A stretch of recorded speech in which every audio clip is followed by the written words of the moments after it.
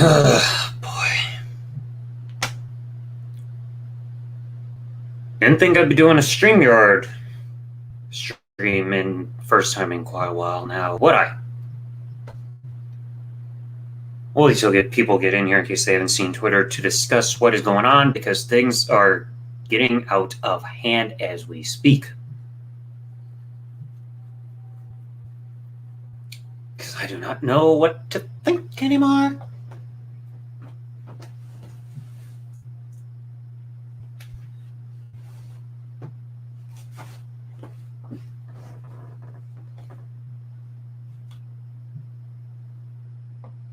YouTube needs to fix their shit.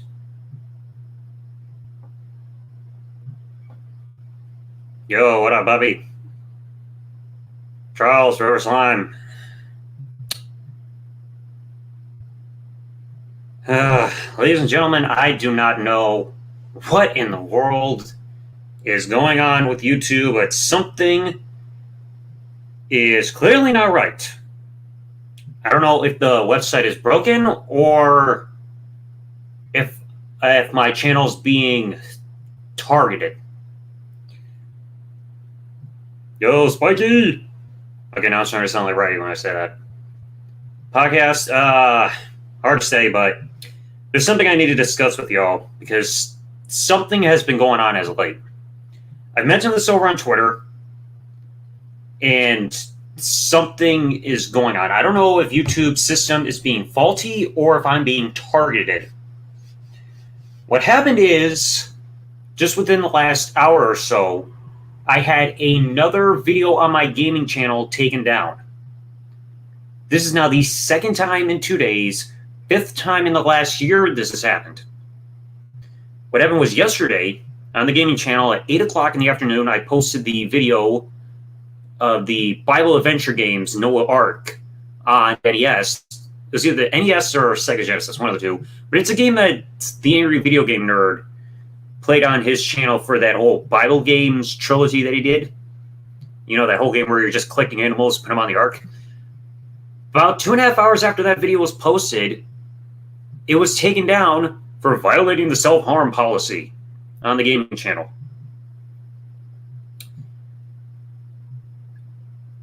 And I couldn't even do anything about that until I got home this morning, and thankfully, quickly after I appealed the video, it was reinstated, because how does an NES game that's a Christian themed, that displays no elements of self-harm, get taken out for violating the self-harm policy?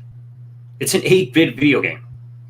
Then tonight, it happened again at 8 o'clock this afternoon, because technically it's still Eastern time zone. On my gaming channel, I posted gameplay on the Game Boy Advance of the video game Medal of Honor Infiltrator. The video is only about 11 minutes long. Less than 2 hours after that video is posted, it gets taken down for violating the self-harm policy.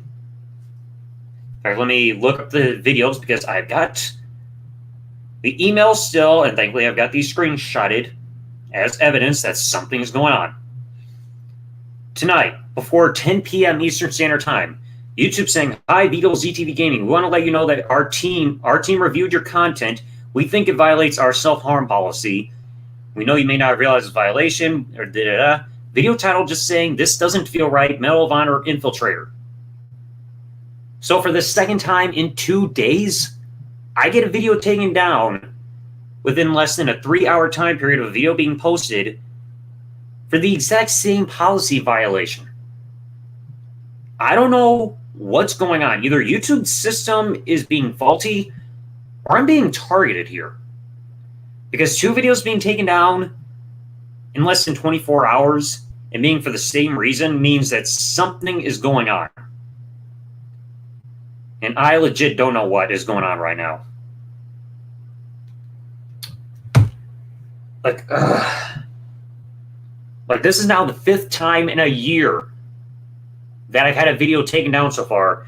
But the weird thing, though, is the latest 2 videos get taken down, are over on my gaming channel. So my gaming channel is being affected, but none of my other 3 channels. This one, the Variety channel, and Double Z WWE are just fine, thankfully.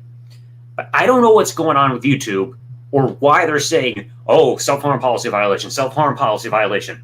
Because again, how does a Christian game from yesterday violate the self-harm policy? There's no elements of that. And then a video game from Medal of Honor, or gameplay from Medal of Honor Infiltrator on the Game Boy Advance somehow violates the self-harm policy. You can't even do that. I don't know what to think right now. Like I said, this is the 5th time in a year. Twice in 2 days. Like, seriously, YouTube, what is going on? Like, I know that, like, when I look on Twitter, if I look up, like, YouTube self-harm policy, I know other people this year are having the same issue. But this rampantly? Like I said, I don't know if YouTube's being faulty or if I'm being targeted. Something's happening. Not being animals, damn right. Now, like a certain someone that aligned himself with another scumbag YouTuber that we recently found out about. Like I said, I don't know what's going on within any of this crap because, like I said, 2 videos in 2 days within a fast amount of time getting taken down for the exact same quote-unquote violation shows that something is iffy right about now. So I don't know what in the world is going on. I've appealed this, and I've even got a video set on the Variety channel for tomorrow that I recorded when yesterday's video got taken down.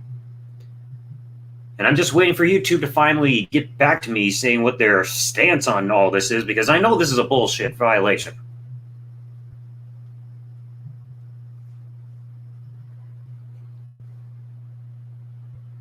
Because I know that a certain somebody within the community is subscribed to my gaming channel, so if a certain somebody is doing this, I would not be surprised, legitimately. But again, I'm not sure what is going on with all this crap. In fact, let me look on Twitter a second to see if anybody else is saying this. What's going on? Yo, Swazify.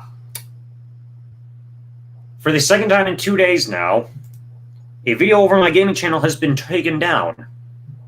Yesterday, I posted a video at 8 p.m. of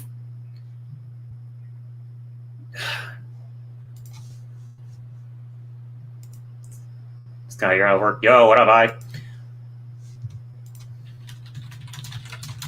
So, like I said, here's what happened. Yesterday and today, I have had videos taken down off of the gaming channel. And it's getting my last nerves. Smaller guys in matters like... Exactly! Like, before I address that, let me quickly catch Spotify and I have to speak. Like I said, for the 2nd day in a row now, I've had 2 videos on the gaming channel taken down. Yesterday was an NES gameplay, either that or Sega Genesis, of this game called Noah's Ark Bible Adventures. Within 2.5 hours after the video got posted, the video was taken down for the self-harm policy violation. Like, how does a Christian video game on an 8-bit or 16-bit console that has nothing to do with self-harm get taken down for violating the self-harm policy? And I had to freaking appeal that this morning. Thankfully, the video got reinstated. And now tonight, gameplay that I posted from the Game Boy Advance game Medal of Honor Infiltrator got taken down for violating the self-harm policy as well. 2 videos in 2 days on the same channel taken down in a fast amount of time for the exact same thing. Like I said, yesterday's video's back. I've had to appeal tonight's video, so I'm waiting to hear back from YouTube about this. But as Spike Shooter says right here, the smaller guys aren't mattered. That's true, because I was having a talk with a fan of YouTube about this earlier, and we agree that there's issues here, because it's like the smaller channels, we do anything and we get targeted by YouTube's system, but then the bigger channels get away with whatever they want. But like I said, I don't know what's going on to cause this, because, like I said, either there's a glitch or I'm being targeted, but it's like the gaming channel really getting hit like this. Out of all 4 of my channels, that's the smallest one in terms of subscriber count. So it's like, I don't know what's going on to like cause this frequency. Let me check Twitter, see if anybody else is going with this recently. Let's see, Twitter, YouTube, self-harm policy, because I know there's some people this year have been saying that have been going through this crap. Yo, Jufro. All right, let me see. And of course, when you look up YouTube self-harm policy, the first thing at the top of the list is a lifeline tag saying, "Oh, you can if you're struggling or in a crisis." YouTube, that's not what this whole thing is about. I'm not looking up YouTube self-harm policy on Twitter for a freaking number. Let's see. So when I look up stuff like this, I see my tweet from back in April, what happened on this channel, which was the WWE SmackDown Here Comes the Pain issue, which I brought up in a video. Let me see some other examples. July 26th, there's somebody known as Rachie, or their YouTube channel is known as Splendiferachi. Let me see what their video was, because they say they got a video taken down. My R, English cover Rachie, so it's some kind of foreign video. And it was somehow taken down for violating the self-harm policy. Their video got reinstated, but is age restricted. Checking other YouTubers. I haven't checked YouTube, but like I said, I'm just looking at Twitter, because like I said, when you look up YouTube self-harm policy, that's where you see other people having this issue. Like I said, I see one from just this past week. Let's see. I see one. There's a gentleman on Twitter known as Dennis J. Romero tweeting this. So after being up for more than 8 years and being featured in countless news reports and the Netflix documentary, #The Vanishing at the Cecil Hotel, the scam artist YouTube had taken down my Elisa Lam video for allegedly violating its self-harm policy. Oh God, Elisa Lam, if I haven't heard that name enough. This old YouTube. I think we all miss it. Like before, yo, what up, Coco Puff? Before all these changes happened, YouTube was great. I think prior to like 2017, because that was before this whole adpocalypse crap happened, and at least and all these policy changes to the point where anybody can get taken down. Like their policy being changed make it to where you can be affected at any time for any video. I think there was some YouTuber out there that stated that he had a video get hit even though it was already deleted. So something's going on. Let's see. I see one on YouTube. There's a gentleman who says his channel name is Rainbow X with 1.336 million subscribers. He's got a video taken down as of the 15th of July. The video just says, "Don't be sad while watching this video taken down for the self-harm policy violation." They're even replying to somebody named Swagger YT VTuber, like from Team YouTube, saying, "Update, our team confirmed that your video was correctly removed for violating our policy and won't be reinstated. We don't allow content that promotes suicide or self-harm, contains graphic imagery, or intends to shock or disgust viewers." But again, that would not apply to my content, because again, with that gaming video from yesterday, I know that video does not violate any of those, and that's why I was quickly reinstated after the appeal. And today, there's nothing even graphic about a freaking game on like Game Boy Advance. Like to my knowledge, there's no game that goes over the line in terms of visual content on the Game Boy Advance cartridge. Doesn't even have the graphics for that. Let me see any others. Some gentleman known as Officer Sweet Chuck had a video that he tweeted about on June 28th. Let me see what his video was called. Targeting looting in Minneapolis footage. So we had a guy who was filming looting issues in Minnesota. I guess this was during the riots and stuff. And his video got taken down for the same reason. Somebody else doing an English cover about something got taken down for self-harm. Let's see. Somebody known as Red Pagan Corner saying he had a video, she had a video posted years ago. Now it falls under a self-harm policy when it was broadcast live to millions when it happened. Her video being called, let's see, being called Norcal Corner and shoots himself live on Fox News. All right, that one can at least be understandable because I know what that footage was. Like that guy who blew his brains out on Fox News, that would at least be understandable. But gaming videos being taken down, covers. You have some people that have videos like we're tweeting about 2019 and 2020 being taken down, but something's going on this year with this crap.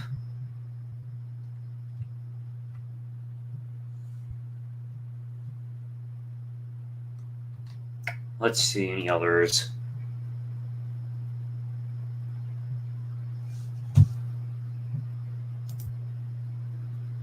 That's some random people. Again, the fact that this is not the fifth time this has happened to me in the course of a year, third time overall with a self-harm policy violation, one with spam, scam, deceptive practices, and one that said terms of service violation, makes me wonder what's going on. Because like I said, 5 times between 2 channels in the last year or so, makes me wonder what's going on.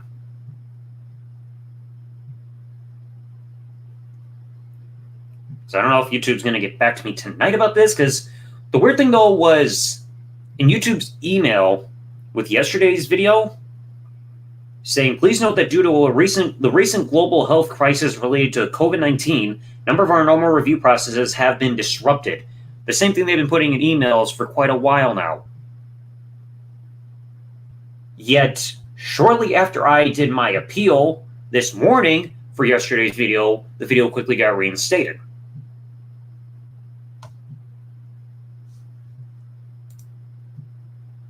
YouTube and Facebook are in cahoots. It would not surprise me.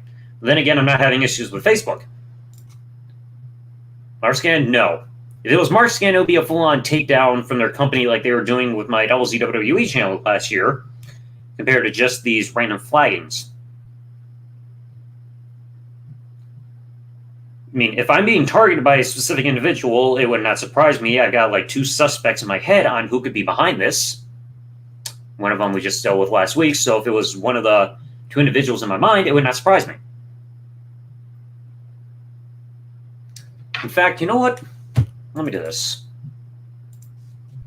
If anybody would like to come have the chat, you are all free to do so as long as you behave yourselves. Only requirement is microphone. If you don't have a webcam, that's fine. If anybody would like to come talk live in the air, like I said, as long as you behave yourselves, then you are free to do so. Only a limited number of people are not free to do so, depending on who they are. So if anybody would like to come chat or anything, there's a StreamYard link. As long as y'all ain't being hooligans. And I'm just going to keep looking through Twitter because I don't get what's going on. Let's see, I'm seeing somebody whose display name on Twitter is called The Wee Dude. He's saying, just watch me how a video me playing a video game, talking about what's happening and making some wacky jokes along the way, ends up getting flagged for YouTube's self-harm policy. So you got a guy who's just having fun with a game video get taken down for that reason.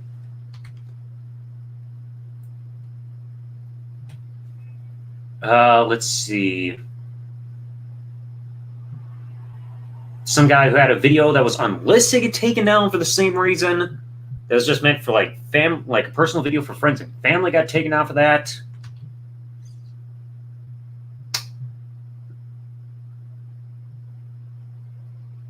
Let's see, anybody else saying that this year?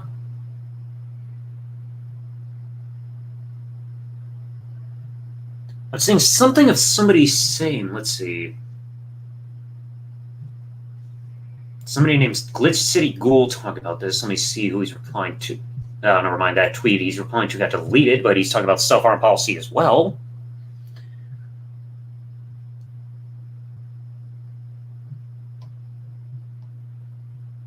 Let's see, there's somebody named Manim Abrar. Let me see what he's saying. He's got a video that was taken down.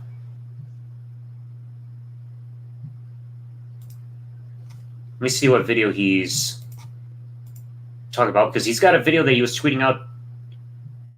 Oh, he's just saying, my videos are being removed, please help me. Then he's saying that he's got let's see, after getting replied to by Team YouTube, which is such the perfect source to get your answers from, totally not a freaking robotic response off of YouTube's part.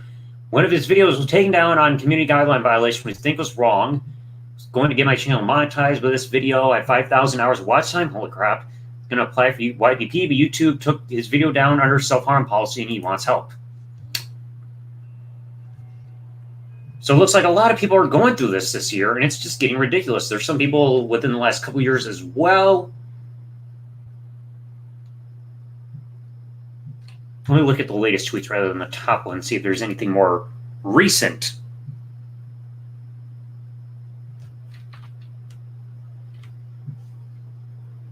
Of what people are saying, see if anybody else is going through this.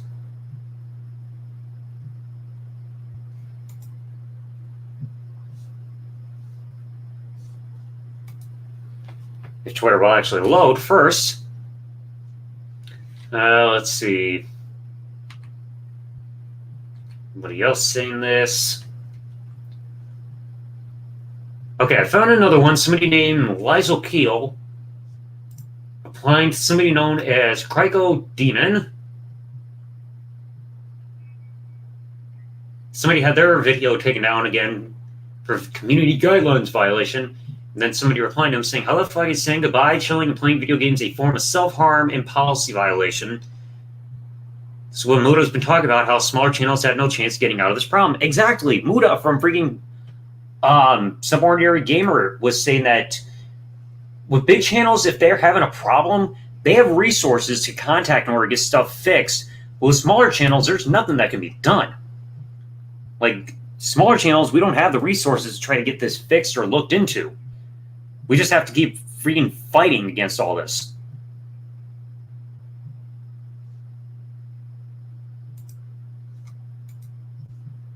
So it's like bigger channels, they get away with whatever they want. And if something goes wrong, they have some help in order to get everything fixed. But smaller channels, there's nothing that can be done. Let's see any others. And I know YouTube can't try to say that my videos are violating their self-harm policy, like me doing anything implying that, because, of course, I'm not even on webcam for those gaming videos. So they can't say I'm doing something on camera to trigger their system. See, somebody even saying that they had news reportage that was taken down back in May for the violation, which is stupid.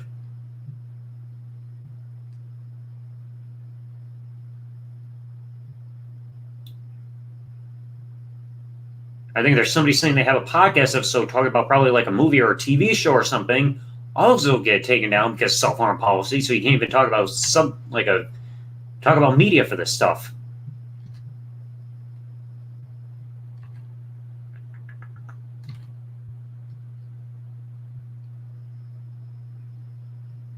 Those are the only ones I see so far, but it's like I don't get what's going on. Like I said, either YouTube's glitching out or or I'm getting freaking targeted by somebody as we speak.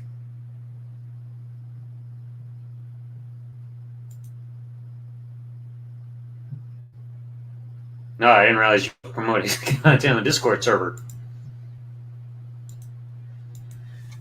And I'm still waiting on YouTube to at least get back to me in the email saying if they have replied to my appeal. Who knows? Because again, they were quick to reply this morning. Don't know what's going on yet. You're not being targeted. But again, 2 videos in 2 days is rather suspicious on the same channel.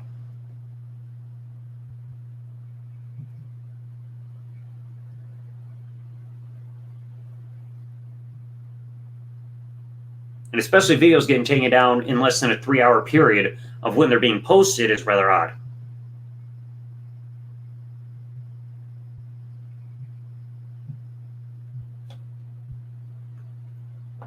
I don't know what's going on right about now.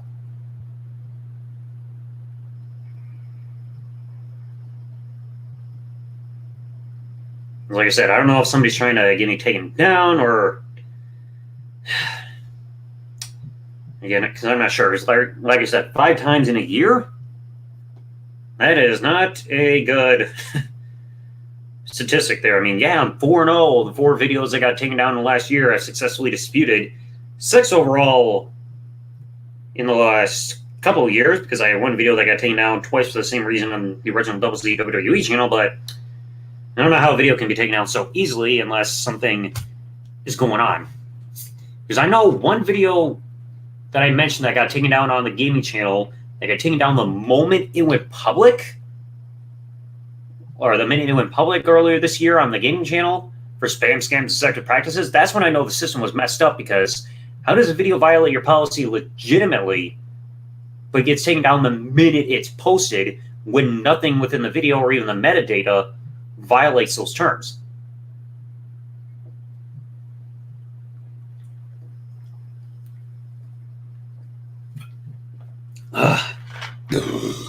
Excuse me. Excuse me, what? YouTube's age, you got that right, Liam.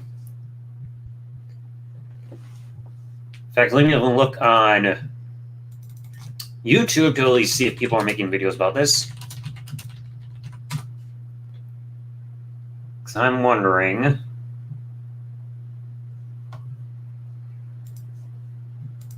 Upload date.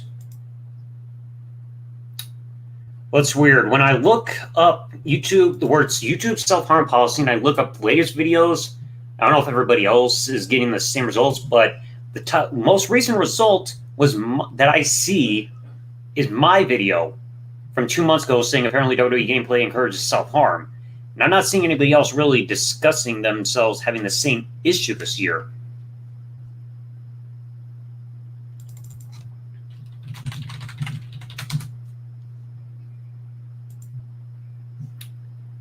So again, I don't know if anybody on YouTube is talking about this because I'm not seeing anything.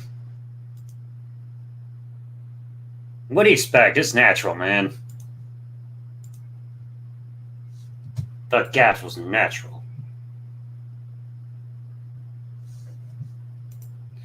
Yo, neck in. So right now I'm just waiting to see if YouTube's gonna get back to me. Like, they can't keep trying to play this whole COVID is slowing everything down card, like they keep saying in those emails, when their policy is clearly, when their stuff is not being that slow. So like I said, last year when my channels got taken down, it took less than 24 hours after Double Z WWE was taken down for them to decide, oh, your other 2 channels were linked to the channel, therefore it's taken down. Slow down on my part. And the fact that they got to my appeal from earlier this morning for yesterday's video pretty quickly shows that things are not as slow as people think. Something is clearly not right.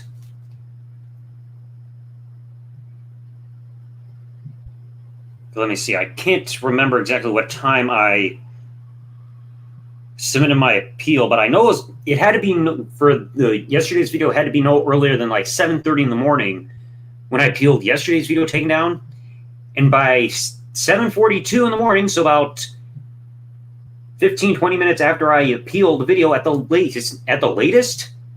That's when they say they've reached a decision on the appeal. So it took them like 15 to 20 minutes to respond to my appeal from earlier, from recent video. Only gaming channel has the problem right now. Yes. Like I said, this is now the 5th video in the last year that has gotten taken down. Last year, the GTA Online stream number 17 that got taken down last year for Return to channel get taken down, as well as the WWE SmackDown Here Comes the Pain video, the one that I did a video on. And now on the gaming channel, this is now the 3rd video this year, but 2nd one in 2 days. Surprisingly, no videos are right now being hit on this channel, as well as on the Variety channel or Double Z WWE. So this, like I said, I legit don't know what to think right now. I don't know. Like I said, I don't know if I'm being targeted or something's going on. Fun's not knowing what they're doing. Exactly. But then again, with Twitch, just about anything can get you overall banned. Because with Twitch, they'll find any reason to ban you. You want to be in a hot tub? Possibly banned. You're a man and you go shirtless? Possibly banned. Twitch's rules are changing like a bipolar person. All right, let's get a few people up on here because now, for the first time probably ever, got people joining my stream. And why am I getting a notification saying I'm being invited to a freaking party on Xbox Live? I'm busy, Gamer Boy Lee.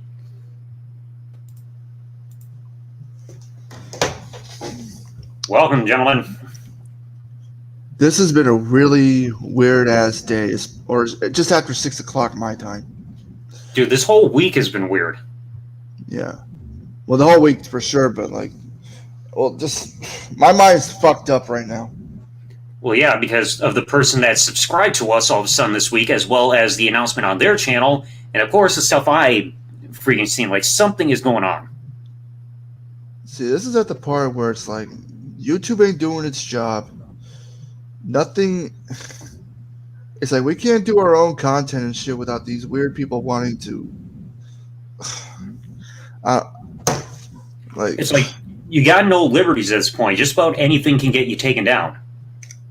See, this is the part where there's stuff I do want to talk about, but I feel like it's better to talk about it in private because I don't want to give certain people attention anymore. I privated that stream I did earlier.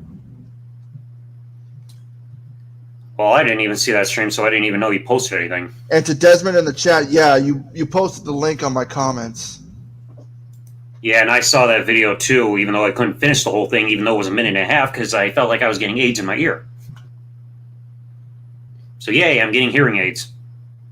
And like I said, I don't know how that all came about, but apparently that person already knows about the other person's animal abuse and what he did to his kid and everything. And no matter who reached out to who first, the fact that they're doing this shit together, it's the main things that these people have in common is not only they deadbeat fathers, but they'll do anything for attention, no matter how bad their reputations are. And they don't care about anybody else's reputation. They'll do whatever they can to get anything in line with whoever they want. What's that noise in the background? It's Fernando. Okay. Yeah, I also want to talk to Fernando too, but off air, because some things don't need to be talked about on air. Okay. Nothing bad, Fernando. You know that. All right then. We'll talk in a bit.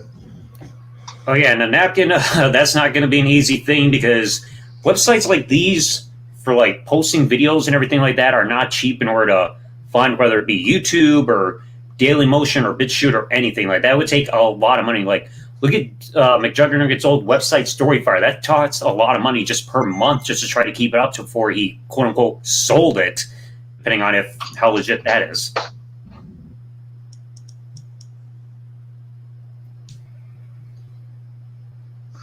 I was looking at my thing. People are still sending me that fucking video on Facebook. I didn't even know that video existed till you told me about it, and I know Hiroshimaru even sent me the link too. Here's the thing. I didn't know about the video. Like when I was doing the stream earlier, I didn't know anything about it. Not until after. And so I was like, I know what these motherfuckers are doing. Like I didn't know that these people were doing this shit. Like I said, the stream earlier is privated. It's done. I don't want to talk about this anymore because I know what they fucking want. It's like, I didn't even know the person even posted a video or anything because I don't watch their content. I'm over here minding my own business. And all that, there's also a legit pedophile that's commenting on one of these two in their comment section, and the person who owns the channel is replying to them and hearting the comments, knowing that the guy in there is a legit pedophile, knowing that there are kids that watch the guy's shit, and what the fuck? You're so desperate for views, you're gonna allow pedophiles on that shit? Like I said, this whole week has just been a mind fuck. I'm at the point like, what the fuck am I doing on YouTube anymore for reals? Dude, I think we're all like that at this point because like everywhere we look, things are just turning sour. And to Charles Ringmaster, I don't even want to say the fucking name. I don't want to even give people attention on this shit because I don't want. That's actually my case. Like. With like not on YouTube or any legal problems. It's not that just dealing with school. Yeah, I mean a lot of these people don't know who we're talking about. Like I don't want to say the name. I'm just saying like I don't even know who you're talking about. Or if you want, here, type it in the private chat. I won't say it out loud though. because I don't even know the name of the person you're talking about. Hold on. Yeah, but I mean the P word. person. Yeah. Hold on. I know the other two names. As a matter of fact, let me go to something real quick. I'm going to show you something. I don't even know who that person is. I've never seen their name before. I got to go back because this was already exposed 2 years ago. Wait. Is it the person that the main person did an interview with? Yeah, and apparently they were still doing interviews afterwards. Yeah, I know. Fan of YouTube also showed me that stuff a bit earlier when we were talking on Twitter. Yeah, and the person who still wants to do interviews with him, knowing that the other guy's a pedophile, what the fuck? Why? I don't know. This guy has his own child, and fucking hell, I give up. Our brains are melting as we speak. Anything for views, apparently. Anything for views. Who cares if another child gets hurt or another animal gets its legs broken? Who gives a fuck? But again, that's been the primary issue we're seeing within this website. People will do anything for views or attention, even if it means the self-destruction of their own, like, self-image or anything. Like, you're going to sacrifice your reputation just for 15 minutes of fame when it's just going to cause you to crash and burn at the end of the day because, yeah, you'll get temporary, like, notice and attention and everything, but it's not going to help you in the long run. Right. And YouTube doesn't pay that well. So is it really worth making only, 50 cents to $1 a day? You fucking serious? Depending on ad rates and if your video is quote unquote advertiser friendly. It's like you pretty much make more at McDonald's for working just 1 hour than you would make in a week on YouTube. But then again, McDonald's probably involves more stress and anxiety and everything because of what comes with the job. Even so, it's like you have a child. Like, actually support your fucking child. But making fucking excuses or lying about saying your parents were in a car wreck when they never were. Fuck out of here. Enough. Okay, that's another sad thing, like when people prioritize their YouTube channel and everything over personal stuff. Like, YouTube should just be a side thing. Prioritize what's going on in your personal life first. Make YouTube second. YouTube was more of a place to have fun and upload content and stuff like that. You don't really have to put out your personal shit. Exactly. That's why I don't even do the same thing. But, like, what the fuck? Even with the new good stuff that's come around in my life, I'm not even making that public. When it comes to the first individual, we haven't talked about him or done anything relating to him in months. Months, like at least a year. And yet that individual subscribed to us for whatever reason. Yeah, and I'm wondering what the fuck is going on. Why? And I was live at that time. Yeah, I know, and like you even tweeted or messaged me on Facebook about that. I also Dallas, even he confirmed it wasn't just us. He subscribed to him, freaking fan of YouTube, Jason, everybody. Well, I only knew of myself and you getting subscribed to. I didn't hear about anybody else, but this is rather odd. It seems like maybe this person is subscribing to people to stalk people. Yeah, well, Dallas already exposed it. The guy's trying to get attention. He's trying to start drama. He's just trying to get us to talk about him because his channel's fucking dead.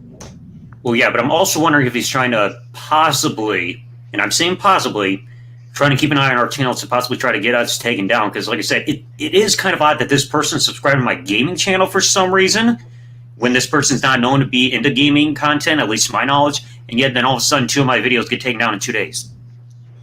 Yeah, it's possible. It's either that or maybe it's Brian doing it. Because Brian has admitted to flagging me before. The only thing I've gotten as a result of a flag was mostly from the music stuff I played or a privacy complaint. So I only got one. Because luckily, thankfully for me, I'm not getting strikes. I'm just getting videos just saying, oh, we took the video down for self-harm policy. But again, it's like, that shows that nobody's really reviewing this, because how does a Christian video on a gaming channel from yesterday get taken down for self-harm when you can't even do that in a video game, nor is that even implied? I have no fucking idea. Like, it just shows that YouTube's just broken. They're not working with anything. They're not manually checking anything to make sure things actually are violations. To Napkin in the chat, I barely know this Lispy Jimmy motherfucker. I don't give a fuck about him. I don't give a fuck about him. The only thing you need to know is he's somebody who's been notorious for clickbaiting Grand Theft Auto 6 and all that crap, just like so many others do. No. Like fake giveaways, he's ugly as hell, constantly saying, making any video possible to try to quote unquote speculate about like any information about GTA 6 when in actuality he's just pulling everything out of his ass. Here's the thing. Because we talked about this, if you want to keep this up, it's you. But I would say we'd probably either private or take it down afterwards. No, I'm just going to keep this up because, like I said, the primary thing about all this has been what's been going on with all this crap. Because like, YouTube is legit pushing my buttons because like I've never had this issue prior to this. Like I've been on this website posting videos now for almost 11 years as of next month, and yet I've never had these issues prior. Yeah. It's just kind of weird that all of a sudden it now happens after certain stuff happens. Because, like, with the original ZWE channel, I had the same video get flagged down twice for the same reason, that Kelly's expose video. And I know the first time it was taken down was because of Brian, because he admitted it. Right. But then all of a sudden, like, 5 videos now in the course of a year between 2 channels getting taken down, with 3 of them being for the exact same quote-unquote violation, and it's all gaming content.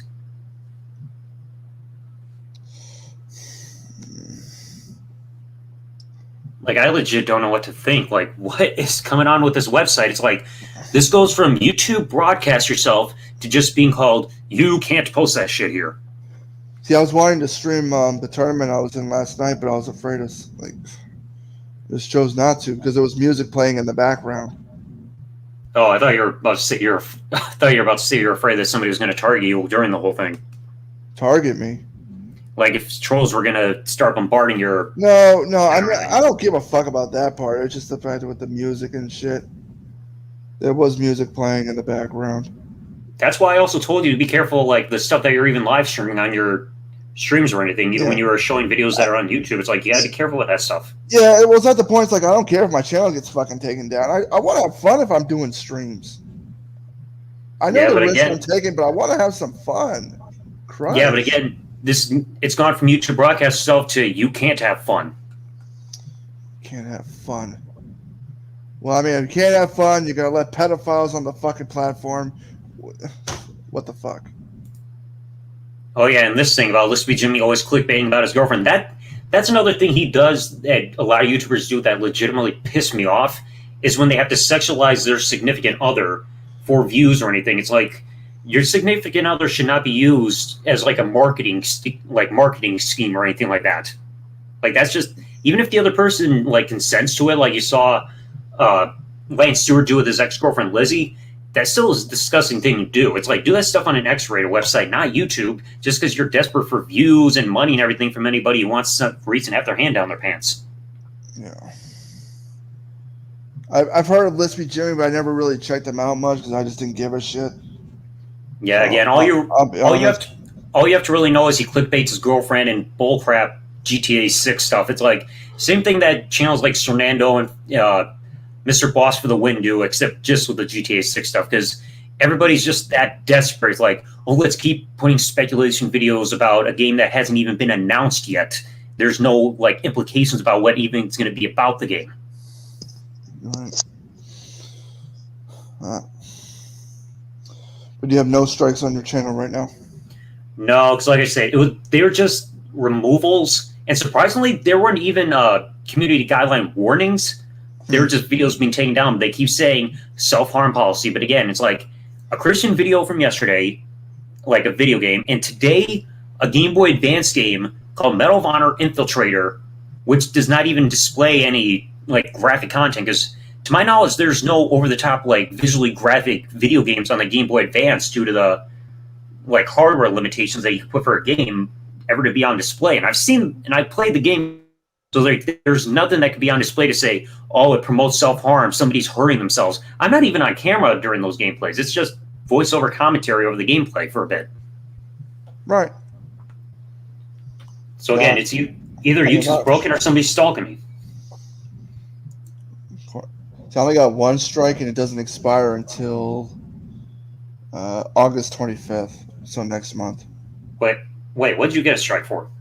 Let's see. It was the Jason Genova remix video I did. Apparently, I could appeal it, but like, who gives a fuck? I don't remember what I put in that video. Fuck it. Who cares? What did he even get a strike for? That was for that Jason Genova thing. No. I mean, like, what reason did they give for giving a strike? I'm looking at it right now. It says, hold on, click on it again. Apparently, violent criminal organizations. The frick? I have no idea. I guess because like there's guns and shit. I don't fucking know. It'll See, go. like, It'll go away next month anyway. and it's like even Napkin saying here. Let's see. We have an extra. I'm not sure what that is, but like that was even a weird thing. Even within the last few years, the only channel I have that I know has truly had strikes as of late. My original WCWE channel, like with copyright strikes, but never even have any community guideline strikes, just warnings. And I never even had the problems with my channels before they got on last year. So it's like it's just flat out removals, but no like community guideline strike issues. You're not working tonight. You're off. Yeah, thankfully. And I'm thinking myself and JC want to live stream GTA Online tomorrow night. But the thing is, A, I'm wondering if we can get a new person into the group. And B, we're officially retiring the GTA Outlaws name because of the third person who was involved in that. And JC wants to do like a revamping, but we just got to come up with a new name for the group. Okay. So we got to figure that out. I can name a few, put up a few names. Because I even got his thumbnail set because he wants to live stream on his channel too. At the same time, I'm live streaming on mine because it's the first time he's streaming in a while. Call yourself the GTA Amigos. What? Yeah, but then again, they're gonna think it's full of Mexicans. Oh God. Like I know I'm part Mexican and everything, but it's like I'm not like actively speaking Spanish or anything. And plus, I'm wondering, like, I'm trying to think. I gotta ask my girlfriend, seeing if she plays GTA Online. Like, I know she got my girlfriend now. I thought you knew that. Well, I know you were talking to her, but you didn't tell me it was official. Yeah, but I thought you saw either like my tweet or at least on Facebook. Like people were seeing my post from just recently about that and congratulating me and everything. But here's the thing: I'm not on Twitter much anymore, and I don't use the Facebook app itself. I just use the Messenger. Oh yeah, I forgot. So, like, have you seen me comment on your shit lately on Facebook, or you see me post? I can barely see anybody's posts on timelines right now. I don't post shit. Like the way with Facebook timeline is, you'll see whoever at the top is whoever you're most freaking active with. Okay, I just use the Facebook Messenger app. I don't care about posting stuff or anything like that. But it's like I'm gonna try to talk to her. Like I know she got my ex's account onto GTA Online after getting her through story mode. So I'm gonna see if either her or my ex are available to join us in the stream. Because I know my girlfriend said at one point she wants to possibly try streaming. So I know she's probably gonna be. I don't know when she's gonna be free after if she's doing work tomorrow or where her hours are. I'm gonna see if she can try to join us in the game. Because like I said, we could use another member in the group and everything now that John's in jail. Yeah. Wait, you got a girlfriend, Zach? Yep, first time in almost 5 years. Congrats. Thank you. There's another question I asked, but let's save it for off air. Wait, you can't ask her here? You really want me to ask certain questions here? Well, go ahead and ask, and I'll tell you if I feel like answering them on here or not. I haven't believed that Chase's questions will be more X-rated. Well, let's see what he's got asked. You really want me to ask? Oh my God. Come on. Did you slip her the shillelagh yet? No. Damn it. But she's seen it. Okay, as long as she's happy and she's happy, all right. I can guarantee you that. Good, that's what you need to do. Trust me, size does matter. I don't give a fuck what women say. Like, the most detail I'll go here is saying that she's admitted that I am bigger than her baby daddy. So that's a big win in my book. Bro, I've been bigger than pretty much most of my ex-girlfriend's other exes. So. What, are you taking pills for that shit? No, I was born like this. God gave it to me. All I did was sign for it. You were born this way. Okay, Lady Gaga. It's like, I'll tell you what. You know what? My youngest cousin would love to hear that. on like shuffle. it's like, you know, my ex Double Z. You can just message her and ask. Oh, that one, yeah. No, well, any of them. Well, I only know of one of your exes. Uh, Wait, what? Oh, what the frick? what? I'm getting a. I just got another notification that a certain someone is subscribed to me, and I don't know which channel. Send me a screenshot. Well, I just got a notification at the top, and I'm looking through my emails to see what channel he's subscribed to. Like, I just got it. The same person that subscribed to us a few days ago? Yes. What? Somebody's creeping. See, I only got one channel. I still have the old Chase channel, but I can't even log into that thing because it requires me to use my old phone number, and I don't have it. Ah, I hate that crap. So I can't. So this is my only channel now. I still have. I made I made a different channel for something. I showed it to you, but nobody else knows about it. Nobody. It's saying just now he subscribed to my main channel again. What? Yeah. He subscribed to this channel on Tuesday, and now he resubscribed just now. So it's possible the motherfucker is watching this shit right now. Well, it wouldn't surprise me, but then again, the weird thing though is, like, I know he's leaving comments on a fan of YouTube's videos, but the weird thing is I've not seen him leaving any remarks on miles. Apparently, here's the thing, fan of YouTube's just talking about news and stuff like that. He ain't fucking with him. No, but again, he just wants to start drama with somebody. Well, yeah, because the guy's channel is dead. I actually took a look at the channel earlier. Nothing's changed with him. No, Nothing. it's just the same cycle of crap. It's like he's still doing CM Punk returns to WWE shit. Yeah, and it's now confirmed that he's going over to AEW. So what's the point of clickbaiting the same crap over and over now that news is dead? And like the viewership on this thing is fucking low. We've been having fun doing our own shit, and then all of a sudden he wants to. It's like people realize if something's not working, you do something new that does work. But instead, if it's like the definition of insanity is just doing the same thing over and over again and expecting different results. Keep clickbaiting the same thing over and over, you're not going to expect different results, thinking that you're going to get constant success and everything.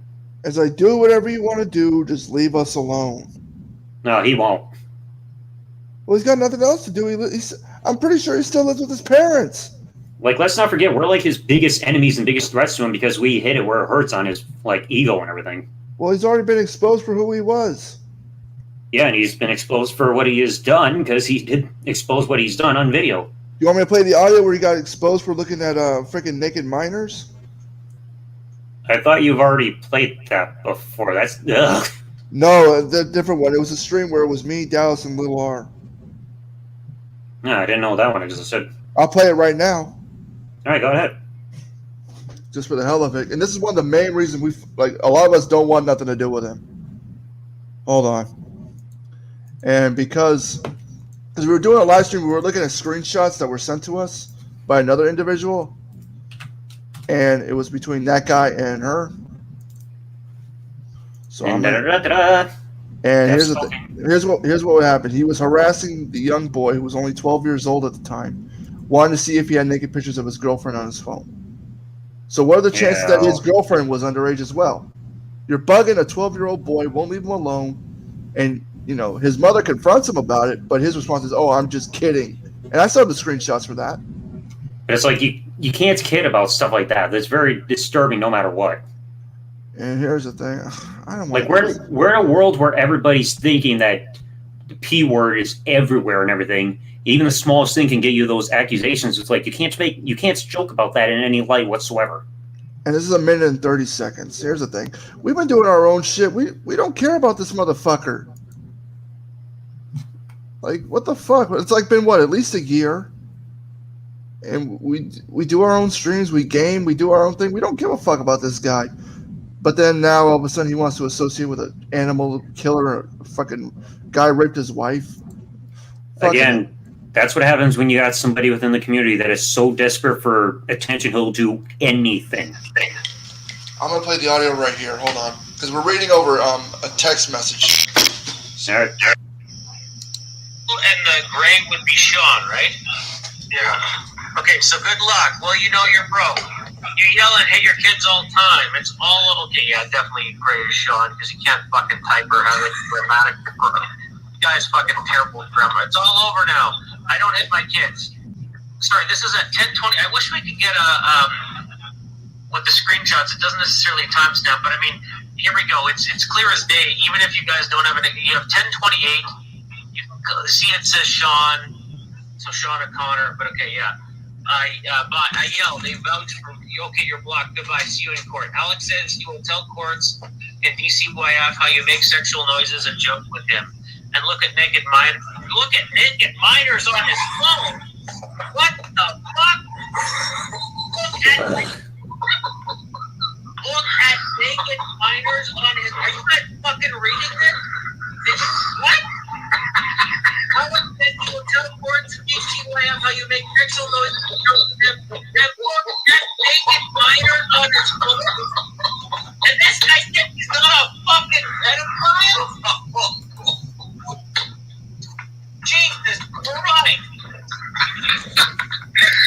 And this is from fucking Crystal. Jesus fuck. Okay. So, yeah. Good Lord. But did you hear that? Yeah. I tell him, like, because she's got the stuff, and her son will testify that he's doing this shit. That is just creepy. But you see, this is one of the main things. There's other stuff that people don't know, and, like, the guy should be behind bars or something. I mean, I guess. Instead of hearing what we just heard, I would just want to watch Piper's Pit from WrestleMania 21. That'd be better. Great choice. Yeah. I mean, JC. Oh, Jay-Z, how you doing, man? What up? I just don't want to hear any more about this after tonight, please. Oh shit. Like, I think enough's already been brought out. I don't need to explain anymore. Everybody already knows this shit. Oh no, we're still live on YouTube. Yeah, we're still live. Yeah, like I said, this whole week has just been an absolute mind screw. Tell me about it. Yeah, it's crazy. It really is. Everything that's been going on over the last couple of months, just from that stream where certain words were dropped on our GTRE stream to the whole situation with He Who Shall Not Be Named, and then now we're back to square one with you know who. Well, I mean but both of these two fuckers are now apparently associating with each other, trying to get views, even though they know that they have bad reputations. Like, they care more about this than their own fucking kids. They both have a fucking daughter, and they care more about this shit than them. It's ridiculous. Well, I mean, I don't know. I mean, I know what you guys are talking about. Like, I know what you guys are talking about because I've seen your all of the streams and shit like that over the last couple of weeks. But my thing is just I'm talking about the whole situation with you know who, a certain person from down south. In my area? Yeah. Yeah, I already seen that. I after I got home from work, I saw a lot of shit that came to that. And I'm just like, yo, like, seriously? Like, this dude is just not... He doesn't get the hint. Like, he really don't. But no, he's trying to manipulate. I know what he's doing. And we talked about this already. Yeah, I was listening in a little bit, and then I was on the way home from work and shit. But it's just, I don't get it, man. I really don't. Like, are we the cool kids? It's like it feels like we've all entered a parallel universe this week, where all of a sudden everything is just completely flipped upside down. It's like, is this what it's like taking drugs? I mean, are we finally the cool kids? Like, that's what it feels like. Maybe it's that, or maybe the medicine is starting to get me drowsy. Oh my god! It's like, think about it. Last week everything was okay-ish up until like last Saturday. Then all of a sudden it feels like everything's just completely upside down. Yeah, totally. It's Um, just I I was don't. away from YouTube for like totally, like really not watching much of anything for the past couple of days. I come back today and all of a sudden I see this shit. Oh, and napkin right there. I don't think I gotta worry about that. I'm probably bigger than Rice Scum anyway. Oh, I don't know who Rice Gum is, but okay. And He- it's just he- some fish head YouTuber. Fucking he's that YouTuber that's most famously known for doing diss tracks on other YouTubers and everything, thinking that he's like a rapper and all that crap. Oh, okay. Like he's just a one trick pony where he's just like over and over, and every time I hear that, oh, he's dropping a diss track, I keep thinking, great, who gives a fuck? Hey Chase, What up? have you considered watching some stuff on HBO Max? Yeah, I've been considering it. Lately I've been watching Karate Kid and I'm getting into oh fuck, what's it called? Cobra Kai. Yes. That is my shit. I recommend anyone who has not sat down and watched I the wanted to first start 3 seasons of Cobra Kai I wanted to watch start the it. first season tomorrow. I thought about maybe tonight, but I was gonna go out. I was like, after all this shit, I decided not to go out tonight. Hey, is Cobra Kai on Netflix or is it on HBO Yes, Max? it's on Netflix. And the thing is, the seasons are only 10 episode apiece. The seasons are only 10 episodes, and they're only like 30-minute episodes, so you can literally binge an entire season in one day. Or in a night, because I think I'm working almost every day right now. Like I would not spoiling anything. I'm not telling you anything about any of the characters or the story. I just say from the season 1 finale to the season 2 finale, it's a little on the slow side. So you have to give it, some time. Because like halfway through season 2 is when it really starts to pick back up, because you got all these different characters and you got all the different characters and the character arcs that they're going through.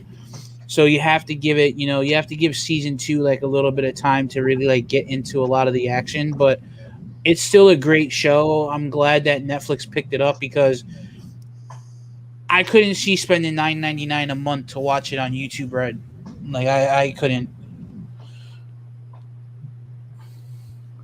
So I'm really glad, and I'm really hoping Stranger Things season 4 drops finally.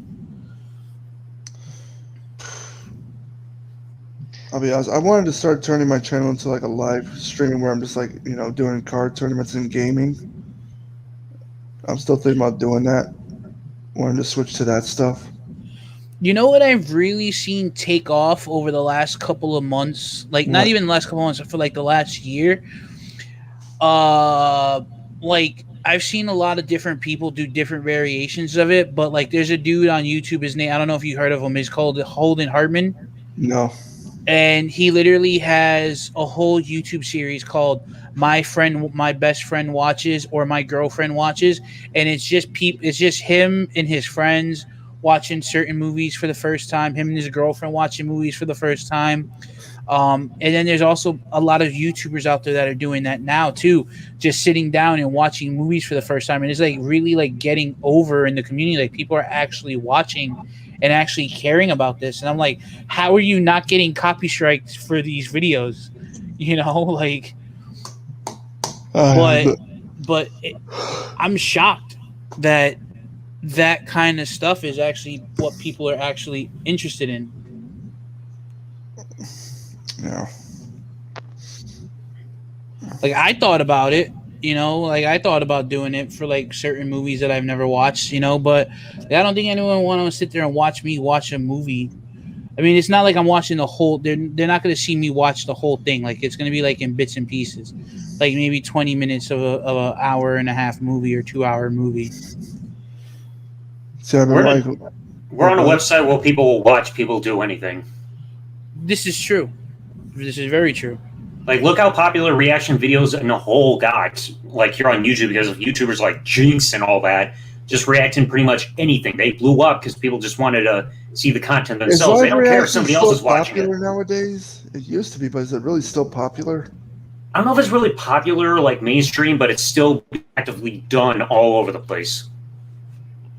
I feel like not everybody wants to do a fucking reaction. It's like it got popular when Jinx was doing it because like he was reacting to pretty much anything and like was posting like a shitload of videos every single day. But it's kind of like died off. But it's like it still doesn't stop people from doing it constantly anyway. Right. Yeah. And it's like I don't really have anything initially against reaction videos. Like the ones that are done right are on the original Finders channels that they no longer own because like there was actually editing done to the point where like not whole videos are being shown. Nowadays, people are just like, okay, I'll watch the whole video, I'll put the video in the corner, and that's it. Even if they do like a silent reaction or anything, it's like there's nothing special about the video. Like you don't have to do any extensive editing, you don't have to act or do anything special. You just sit there and watch. It's like there's nothing unique about that to give people a reason to give a shit. Exactly. Like I said, I mean, I'm just really surprised that like those videos hit. Like people are actually like interested. Like, you know, especially if you have a community, like, you know, if you have a subscriber base that is like, oh, hey, you know, if you like this movie, you should go check out this movie. You might really like it. Like for me, for example, like I would literally sit there and I would probably do a reaction to like someone saying, oh, this movie was the worst movie ever. And I would do like a live reaction to it. And who knows, I might wind up actually liking the movie because I'm weird like that. Like I went to see Fast 9 with a group of people. Right. And I went with 5 people. I went with 2 of my boys and they brought their girls with them. And out of all 5 of us, I'm the only one that liked Fast 9. Like, I'm like, are you serious? Like, what wasn't to like about the movie? It was like there was action, there was a good story. I mean, I don't know. It's like I'm weird like that. Reacting or recommendations can only work in certain situations unless somebody's tricking you into watching something that's absolute shit. The last time I got recommended something, somebody told me to watch Mr. Hands, and I haven't gotten revenge on him for doing that because that was an absolute creep show, a thing for me to be recommended. I'm not sure if any of you guys are going to watch the DC the Suicide Squad next Friday. Oh, the Suicide Squad? Yeah. I'm actually going to watch it. I was actually considering because it's going to be on HBO Max if I'm not mistaken.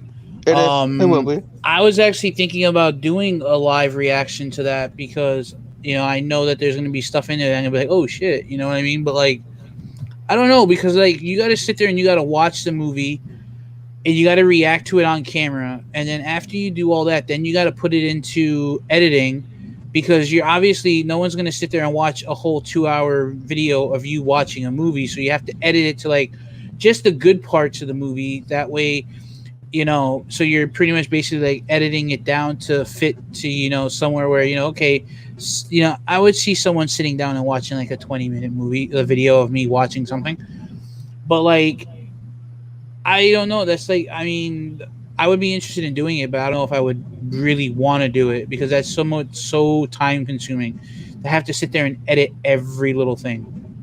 It's like I can understand doing like a live stream reaction to something without showing the content. Like that would be easy, but include the footage in there, you're also still risking the copyright issue as well. Yeah. That's why, like, I always wonder. I honestly really wonder how people get by that copyright strike. I mean, granted, it's an I guess you can consider it an educational purpose video, so maybe that's how they get around that. I don't think so. It's more like a commentary / criticism type of thing. But then again, like they don't. Then again, a lot of people they don't add a lot of commentary. They'll say just a few words, and they'll get away with it. It's like. That's not much of commentary. You're not really transforming it to make it like almost like fresh content of sorts. Yeah, exactly. You know what? Actually, I actually wound up picking up the other day, and I started watching it on Netflix. It's called "The Movies That Made Us," and Never heard of that one. It's not familiar. It's in 2 series. It's in 2 seasons, on Netflix, and every episode is based on a different movie, and it's like a little half-hour documentary of what was going on behind the scenes at the movie, like, you know, with production, casting, directing, script, locations, all that stuff. Like, and I was watching the one about Back to the Future because Back to the Future is probably to this very day still my favorite trilogy of all time. Um, and it's the only movie to this day that still remains a trilogy that hasn't been watered down with prequels or spin-offs. Or remasterings with Do a different you cast. yeah. Do you know that they really the not Universal but Steven Spielberg, if I'm not mistaken, was a part of the project. You know that he really wanted to change the name of the movie from Back to the Future to Spaceman from Pluto. Good And thing do that you know didn't that? happen. Yeah, and you do know that they shot 4 weeks worth of that movie with the actor Eric Stoltz. And at the last minute, they decided to to recast Marty with the original pick from Michael J. Fox, and then they had to recast the role of Jennifer because the girl who originally played Jennifer was taller than Michael J. Fox, and they were like, in high school, no tall girl would date a guy smaller than her, so shorter than her. So they had to recast the role of Jennifer, and so she was actually Marty was literally not even a half an inch taller than her. Michael J. Fox was not even a half an inch taller than her. Sheesh.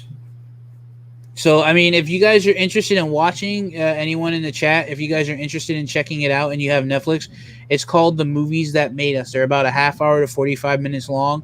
I know some of the movies they have up there right now that you can watch is Back to the Future, Forrest Gump, Jurassic Park, Dirty Dancing, and I think there was a couple other ones that I can't exactly remember them off the top of my head, but it's actually pretty interesting if you're interested in learning a lot of stuff about, about certain movies that you grew up watching and loving. But yeah, I agree, Nat. Again, I definitely love Back to the Future too. And to reply to what I is saying here, this was the thing that pissed me off when my channels got terminated last year. Right before I lost my channels, I had those reaction videos like to shock content. And before I lost my channel, I was getting sudden big traffic again to those videos because I had people saying that they were brought there because of TikTok somehow. And then all of a sudden, as my channel's getting attention there, all of a sudden the channel's gone. Oh shit! You make me bring up that rig announcer contest that WWE is doing using TikTok. Oh, I think I heard about that. Yeah, well, just do some rig announcing on TikTok. In like how would you rig announce that? Say, John Cena. For me, I would say like this: from West Newbury, Massachusetts, winner at 244 pounds.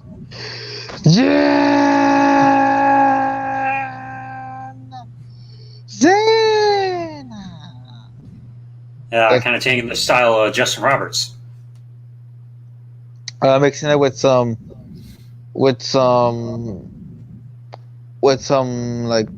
not Chicana, but more like with a Hispanic flavor to it.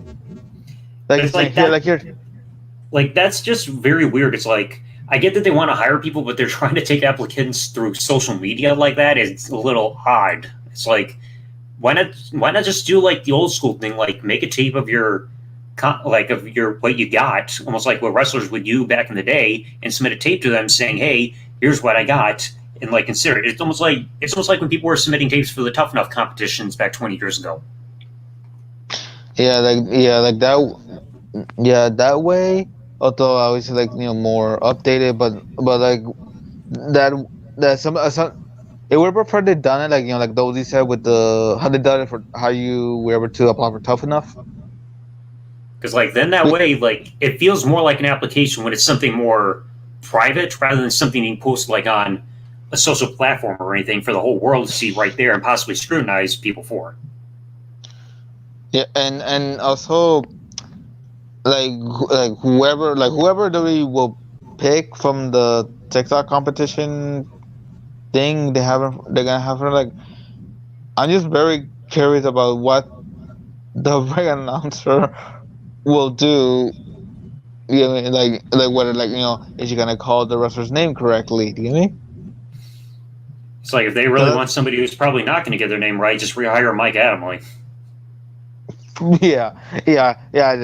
Like this is an example of hey, we could get the 2021 version of Mike Adamle. How are we gonna do it? Let's do this. Let's do people applying for ring announcing through TikTok.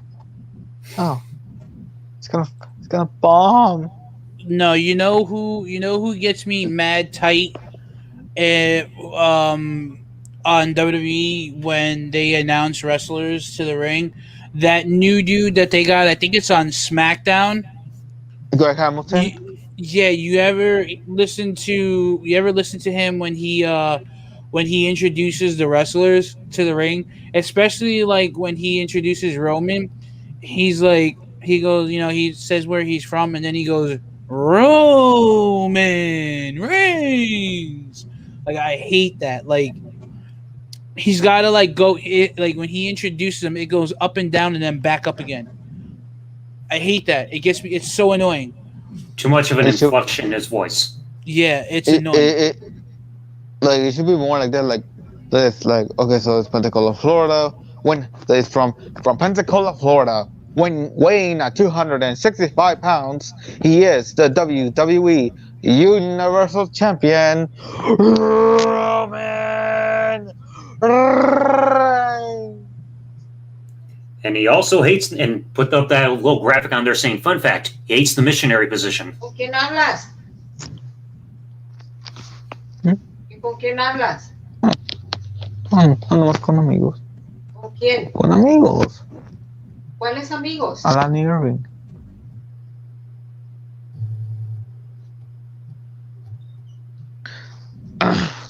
Sorry about that. It's all right.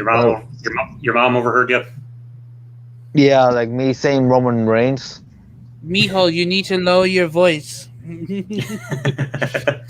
Oh come on, my mind will be sleepy in a bed. No, I know. I trust me, bro. I've been there. I know exactly I know exactly what the deal is, bro. I've been there. And on top of that too, I can't be super loud either because I got my landlord living underneath me. So Oh Jesus. So like just bang on your floor, says, hey JC, calm down, damn it. Or something like that. Speaking of Zach, I overheard you were talking about GTA earlier. Are we still down for tomorrow night? Yeah, I've been asleep for most of the day, so I haven't been able to come up with names. Because like I announced when talking to Ulysses earlier, saying that you wanted to go like a new name and everything, but like I haven't been able to come up with anything. And I was even telling him, I was thinking, depending on who we possibly have available for the stream, I'm wondering if either we could have my ex in there, because I know she's now got her character set up in the game, or at least get my girlfriend in there if she knows anything about the game now. Oh, okay. Because I know I had a conversation with both of them just this week saying that my girlfriend helped my ex get through like the first little bit of a story mode in the game, so that way she could get online. And she showed me a image through her phone of her being in the open world and everything, but like I don't know how much other than know really about the game yet. But I know my girlfriend even said that if she joins the game, she wants to get like a fox mask, kind of like what I got. So I'm thinking we could get either of them in the stream. Just depends on like who's freer now. Like I know my ex is going to be busy because she's got a plan to go to the beach with some of her friends, and I know my girlfriend can't go because she's got work. So I just don't know who's going to be available yet, but I want to try to get at least one of them into the stream tomorrow if I can. Wait, so let me ask you a question. Your current girlfriend is friends with your ex? Yeah, they're best friends. Oh, okay. Like my girlfriend actually had her life saved because of my ex, and they've really like she's been helping my girlfriend really get back on her feet. Like at this point. Okay. I think I might have to have you re-render that image because I'm trying to download it to my computer and it looks like mad super grainy. Yeah, that's because when you sent it to me, it was like the image was like so small when you sent it. So it was like I tried bringing that up to like a 1280 by 720 resolution. It got all grainy trying to get it at a proper size. Okay, got you. But it's like the weird thing though, even now about the relationship, like after it became public on my timeline, my girlfriend says she had a lot of people trying to add her for some reason for my friends list, and that's a little odd. It's like, I can understand people being congratulatory, and I thank people for that, but please don't try to creep my girlfriend out.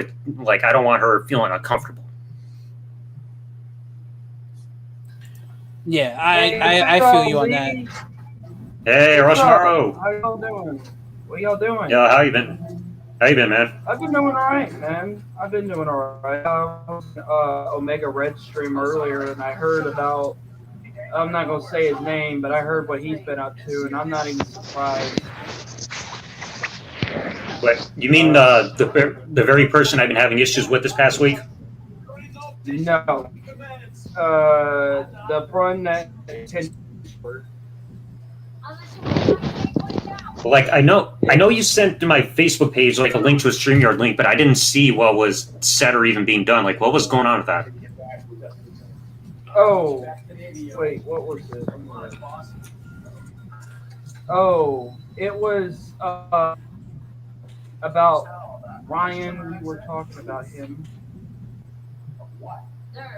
We were being honest and straightforward with Ryan. Sorry about that. Because yeah, I didn't see the stream or the watch any of that, so I didn't know what was going on. Oh, I accidentally unlisted it and I publicized it, so. And I heard that Sean is running his mouth again. No. Yeah, because of somebody that he's now aligned himself with, despite the certain person's sketchy history. Yes. Yes. And the weird thing though about Sean, for the second time this week, he is subscribed to this channel, which I don't understand why. Yeah. Not only that, he was sub to your friend Chase too. Oh, at the same time. And he even subscribed to my gaming channel this week, which was very odd because it's like I don't know why he would do that. I've never heard of him ever being like a fan of video game content. He wants attention from this current controversy that's going on with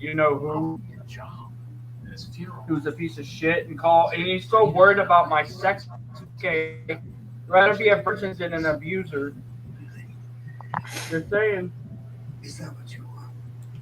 Like, we were even just talking about this. Like, this whole week has just been a complete mind screw. It's like you got that stuff with Sean subscribing to us and what he posted on his channel. I've got videos that have been getting taken down this week and everything. I know. I didn't even want to wake up this week.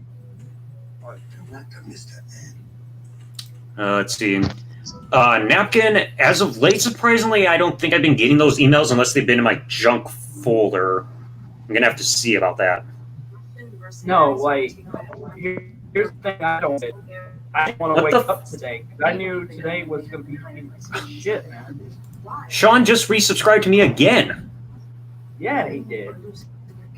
Third time this week, twice in the last half hour. What the frick is going on? He wants to suck up to everybody. He wants that attention. That's what he wants.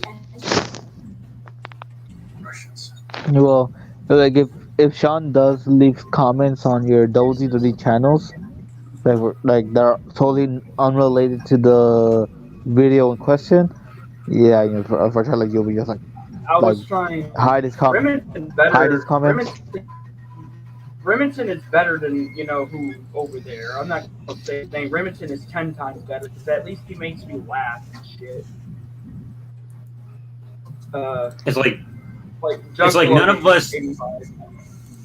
none of us are able to comprehend what's been going on this week. It's like you got people getting stalked, you got people getting flagged, you got weird alliances and everything. I mean, even a fan of YouTube's been getting stalked by Sean. Like, he's been showing me the comments and everything that he's making for whatever reason on his channel. I've known Sean for almost since I've been here on YouTube, and he was the first guy I wanted to make a video on. I was 16 years old when I started this fucking channel. I remember finding him back in 2011 when he had his original channel before he was a piece of eventually shit migrated this one. And I wanted to address this motherfucker. I'm like, you think that shit's fucking... But yeah, I know what they showed. That laughing at, texting at underage minors was funny. I'm like, get the firing squad. It's like you can't joke about stuff like that, no matter what. No. Yeah. Like we're in a day and age where everybody can be accused of anything, even for the smallest thing, to the point where anything can get blown out of proportion, even if you make a joke. Exactly, bro. I remember that name. He was on my YouTube channel last year. Napkin. He was on my Serencagro streams. You mean David Hinkle? Mm-hmm. I've seen that name, and I know the trouble he's been giving a fan of YouTube. I even saw the video that he posted when he thought David Hinkle was finally gone. No, he's still running around. It's like, what is? I just don't get what's going on within the community where people think it's okay to just keep stalking people. Oh yeah, him too. Yeah. That guy's been like on and off, like that guy's always on and off being on. He kept saying, get this, he kept saying him his own shit. It's like with Brian Greenstreet, I would always get constant notifications back and forth saying, oh, he's following me on social media. Then he's not. Then he's around, and then he disappears again. It's like he's just on and off like a toddler handling a light switch. Yeah, that was back in 2018 when I heard about this guy. I'm like, what the fuck? It's like, I don't know what's been something shit like that. Like, I don't get what's going on this week. We're upside down universe where everything is just out of whack. Like, all the weird floodgates open and weird stuff has just come about in our lives. Oh no, that's not even the worst part. I'm gonna get to my own friend again, my own personal buddy of mine that I talked on Messenger. Does Mr. Dirt Mason come to mind? You probably see him around. Yeah, I don't think I have. Actually, I hadn't planned on it. Mr. Dirt Mason, he would come on chases sometimes. People trying to steal it. Maybe that I might have seen that there, but it's not like ringing the clearest bell. He's a friend of mine. I know him personally. If you see that account, Mr. Dirt Mason, that's my best friend, my personal friend. But it's like I'm separated from him again, and I'm like, fuck this virus, dude. Fuck it. These people don't know what the fuck. They honestly don't know how to handle. They talk about medical shit. They don't know how to handle it. They're saying we're spreading misinformation. I think. And I know I'm talking about power right now. I'm gonna have to be there for mine. But it's the same shit with. I might be scared. And now I had to get on. I had to get on to Brian too, man. I really did. I was like, you think calling me Hiroshit Maru is gonna hurt me? I already have somebody that went by that. And I saw that. I saw the screenshot for when he changed his displaying him on Twitter saying that. And Double Z annoys me is when he goes on these panels and he changes his names. Like, he just stick with remote tripod. That's unique. He comes in with donut tripod. He comes in with Dr. Pepper, the new Dr. Pepper tripod. I'm surprised Dr. Pepper ain't going flagging for that shit.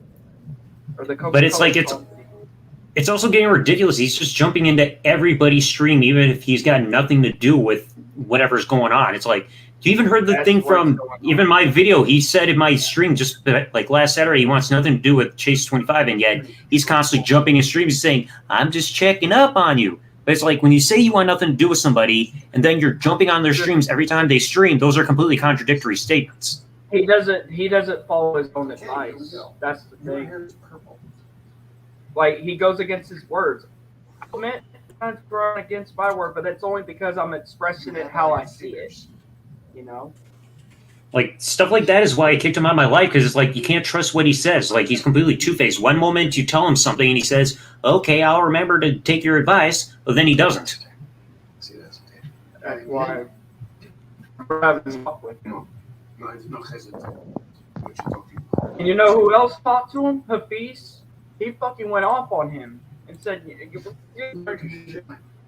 I don't blame Hafiz. He's your favorite him, Antoine, Junko. You were hired by someone. I consider them like personal friends. Yeah, I know Hafiz is. I I know Hafiz has been having problems with him. I've even talked to him, and Hafiz has told me that he's just getting tired of Brian's shit. I have to agree. Mm-hmm. Then you went to work for the Mayad tribe in Afghanistan. No, what contained what happened today on somebody else's stream, that was because he was opening up. Hey, Wrestling Snowman, I just want you to know, Wrestling Snowman, I wasn't talking to you. I was talking shit to that fat Trevor motherfucker. I wasn't talking shit about you. I was talking shit about Trevor because he was on my stream. Like, you really think that shit's funny? You doxed my address. Not only that, you threatened to rape or something. Like, that shit's acting? That ain't acting. Doxing somebody is definitely not acting. I'm just saying that right now. I didn't give that information out. You did. I still don't even get why people are doxing you. Like, I know somebody who I just recently talked to through Discord said he got doxed by somebody who's possibly trying to come after my information too just recently. These people are obsessed. They're so focus on my sex life, like I said earlier. Like, anybody who participates in doxing needs to get their heads checked because there's absolutely no benefit to doing so. You're risking somebody having their life in danger. They're influencing for the worse. It's like you risk putting somebody's life in danger trying to actively pursue and release their personal information that they don't want out there. It's like this is the worst thing about the internet is like people don't know how to respect privacy anymore. That's why, like, you have this. That's how you have. Worst part. The worst part. He tried to act like Mr. Dickovich for Spider-Man and act like he owned the place. I'm like, where's the proof? Where's the deed to the place? Where's the fucking key to the damn fucking? I don't even know who the landlord's name is. Yeah, you're a fuck, dude. Trevor. To fuck him.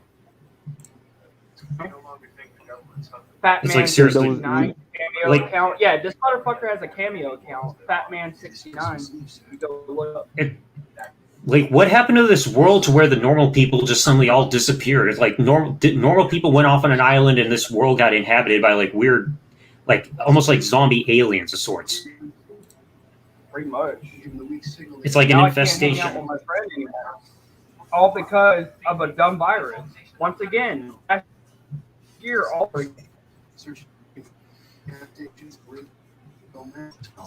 Oh, and tired of corrupt pirates, man. Oh, and Napkin, from what I've seen involving the doxing part, the only way you can really get arrested for doxing, at least from what I've seen so far, is like if you use that in order to entice, like, and possibly encourage, like, harassment and possibly threatening somebody's safety.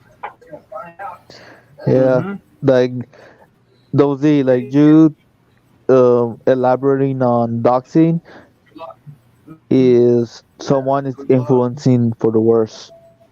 Like, I'm even starting to wonder if I'm wondering if my phone number's even been released lately because I think, let me check.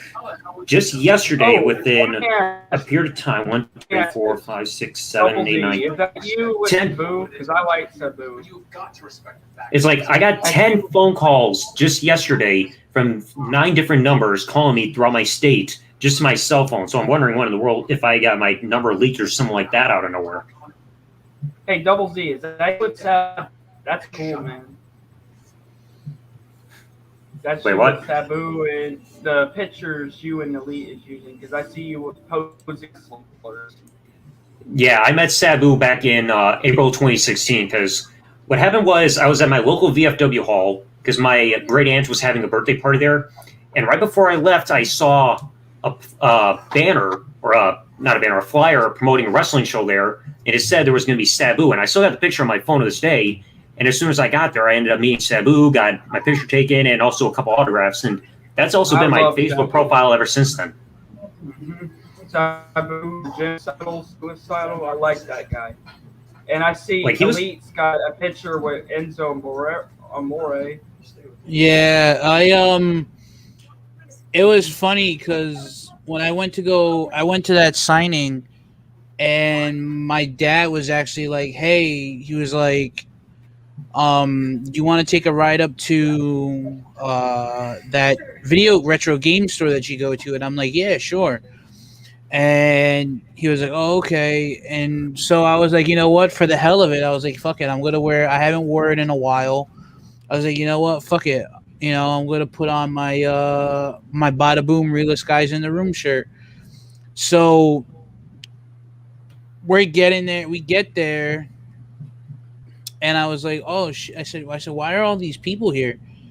So I wound up actually walking in, to go look at some of the retro stuff because I was trying to get my hands on some of the old SmackDown games, and the guy, the owner of the shop, was like, "Hey, I see you're wearing an Enzo and Big Cash shirt," and I'm like, "Yeah." I go, "I fucking love them. Enzo's one of the greatest mic workers since I would say probably The Rock." And he was like, "Oh," he goes, "Well, he's gonna be here later, right?" And I'm like, "Wait, what?" He was like, "Yeah, he should be here within like an hour or two." And I turned around and I looked at my dad. He's like, "Yeah, that's the reason why we're here." And I'm like, "Get out of here!" And like, he was like mad chill. There was this little kid there, and the little kid was dressed up as him, and um, he was doing the dance, and the little kid was doing the dance with him, and one of the one of the guys that were there actually was like, he brought up the whole situation with him that happened after, prior to his WWE release, with the whole sexual assault charge. Yeah. And the dude was like I could see like it kind of made him uncomfortable to talk about it. So I was like, so when I walked up to him, I shook his hand and everything, and he kind of gave me like a bro hug. He was like, "Dude, I love this shirt." And I was like one of the only people there that actually was wearing one of his shirts. So he gave me an autograph 8x10 for nothing. And he was like, "I want you to," he goes, "You see my man's right here?" And he tells the shop owner, he goes, "I want you to reimburse him." And I was like, "Oh, thanks." He's like, "I got to spread the love, man." And I was like, "Well, I just, I don't want to talk about it, but I'm glad," I told him straight up, I was like, "I'm glad that, the charges are dropped and you were exonerated and you were free and clear, because I knew from day one that, he didn't do shit like that." And like, I told him that straight up. I was like, usually when you're famous, you're the target of everything. Yeah, I knew something was off when I saw the friend of that woman who pressed charges against him was showing the screenshots or the receipts saying that something was very fishy about what happened with that. Yeah, so like, I pretty much basically told him straight up. I was like, "Yo, I'm glad that everything came out and that you were innocent." He goes, "I really hate that WWE let you go, because I think that, with if they would have had given you a little more time, I think you could have probably, and maybe with a little more training in the ring, I think you probably could have been pretty damn good, especially with your mic skills." He was a very good mic cutter, and He was good on the mic. Division. They put him in the cruiserweight division. Yeah, like, if they would have given him a little more time they would have given him a little more time to kind of train a little bit more, I think. And hadn't he had gotten let go because of the whole sexual assault situation, I honestly think that he probably would still be there today and still probably wrestling, and he'd probably be better than when he first got in, because he was showing very little improvement, but he was still improving when up to his release. But yeah, that's my Enzo Amore story. It was mad cool. I actually have his double pack with Big Cass. I got him to sign that, and when I go get to meet Big Cass, I'm gonna have him sign it too. So I can't wait to, whenever I get a chance to meet that. I'm actually trying to go to the wrestling universe in New York. Darby Allin's actually going to be there signing autographs. I want to go meet him. Oh, that's So, cool. Hey, y'all doing something with y'all's lives, and that's what I like about y'all. Y'all are doing something for the. That's what I want to hear. I want people to express themselves. Why do you think the biggest channel exists? It's for people who want to let it all out. You know, we talk a lot of shit. You know, everybody's got shit to say. You know, that's why the ambiguous show exists. yeah, for sure, bro. Like, I've gone and Zach will even back this because him and I are pretty close buddies. I actually have uh I've actually gone to numerous autograph signings. Like the most recent ones were Enzo in October of last year, and then right before COVID, I got to meet Mick Foley.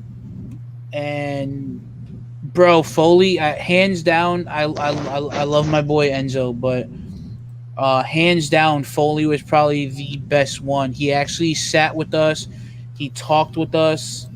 Um, he swapped stories. Someone asked him, he goes, what do you remember about the 1999 Royal Rumble? And he goes, I don't remember anything after the fourth chair shot. And he goes, honestly, he goes, if I can go back to do it again, I would kind of try to not take that many chair shots. But he goes, I will say this, that at least the fans went home happy and entertained. And that's the one thing that I always strive for. Not to continue talking and carrying on. My dad was actually there the night Snuka jumped off the top of the cage, I believe it was. Don Morocco back in the 80s. Yeah, and my dad was actually there when he jumped off the top of the cage, when Superfly jumped off the top of the cage onto Don Morocco, and he was actually sitting 4 rows back, 3 seats over behind Foley. And when he told my dad that, him and my dad automatically just started talking about like Bruno and Don Morocco and Superfly Snuka and all that. It's just, again, it's the little things that just that go a long way. And you can see that he was in bad shape because he couldn't like really stand, so he sat for the pictures. But I don't really mind that. Because I can say, hey, I got to meet Mick Foley. And it's like one thing I don't think anybody ever gives credit to Mick Foley for is that it's because of him, like so many like big heels in wrestling truly helped get elevated to that main event spot after having a feud with him. It's like he had the feud with The Rock around 98, 99, and by the end, The Rock looked like a legit main eventer. You look at the match with Edge at WrestleMania 22, helped elevate the Edge to solidify himself as a main eventer, even though he had a 3-week title reign with WWE title. Same thing with like helping elevate Randy Orton and so many others. It's like Foley is like the guy that can help elevate you while still having an incredible match and still leaving like his own spot in wrestling. Don't forget Exactly. Triple H at Royal Rumble 2000 and No Way Out 2000. That too helped really elevate and solidify Triple H as a main eventer. It's like that street fight they had together was incredible. You mean the It's one like- with the Caesar? You mean the one with It's like- Caesar? It's like out of everybody in wrestling, who else would have the guts to take a pedigree face first into thumbtacks? Oh, you're talking about the Royal Rumble 2000? I was there. Oh yeah, that one. So here's I like- don't get why Wait, it's you like went no- to what I London, don't get about Jay-Z? here. Here's It's what like I who don't else? get. Why they? Go Go ahead. ahead. No, I was talking Oh, about they how got- Triple H used to be giving like title shots and shit. Now it's John Cena giving title shots and shit. Well, I'm tired of with John that. Cena, it's died off due to his hard time like schedule. Nowadays, the person in WWE constantly getting title shots is freaking Charlotte Flair, which is pissing me off. It's like everywhere you look, Charlotte Flair is just like title shot, title shot. So she's getting more frequent title shots in a fast amount of time, probably compared to anybody else. It's like everywhere you look, she's either a champion or competing for a championship. So she's blowing Cena out of the water in terms of who's constantly being given the spotlight. Hey, Yeah, I'm JC, tired of that. Yo, were you actually in attendance at MSG for Royal Rumble 2000? yes, I actually was. I was actually in New York that weekend to watch the Rumble at my cousin's house in Long Island, and my cousin's buddy had 2 tickets, and him and his dad couldn't go because his dad got really really sick and wound up going to the hospital. So me and my cousin agree actually with- got to me and my cousin actually got the tickets to go. And my God, dude, the fuck to trying to get to an area where we can get picked up after that show got out was the most ridiculously hardest thing we've ever had to do, because like everywhere we go there was taxis, everywhere we had to go was like people getting dropped off, people getting picked up, like it was crazy. But we were actually about, I want to say 20 rows behind the taxi, above the entrance. So that platform where Jeff Hardy Swanton bombed off the top of that platform onto Bubba Ray in the tables match, we were 20 Yeah. rows behind that. Mm. Oh, that's we were cool. we were up high. We were up a little high, but still I got to say, hey, I was there for Taz's debut at MSG. And we were actually supposed to go to a month later. We were supposed to go to No Ale 2000, which was here in Hartford, in Connecticut, and we actually had to we actually had to sell the tickets because my grandfather got sick. So my dad we went down to New York to be with my grandfather. So we didn't get to go to that, which I wish. I wish that my grandfather didn't get sick, because that was one hell of a match between Triple H and Cactus Jack at Hell in a Cell. But I understand why we had, I was young at the time, so you know what I mean? Like, you get disappointed, but as an adult, you look back and you be like, you know what, maybe it was for the best, But yeah, I've only been to 2 WWE pay-per-views in my life. Went to the Royal Rumble 2000, and I got to go to Vengeance 2004, which had that fucking amazing Intercontinental Championship match between Orton and Edge. Those were the only 2 pay-per-views. Now, I could talk to you until I'm blue in the face about Monday Night Raws and SmackDowns that I've gone to.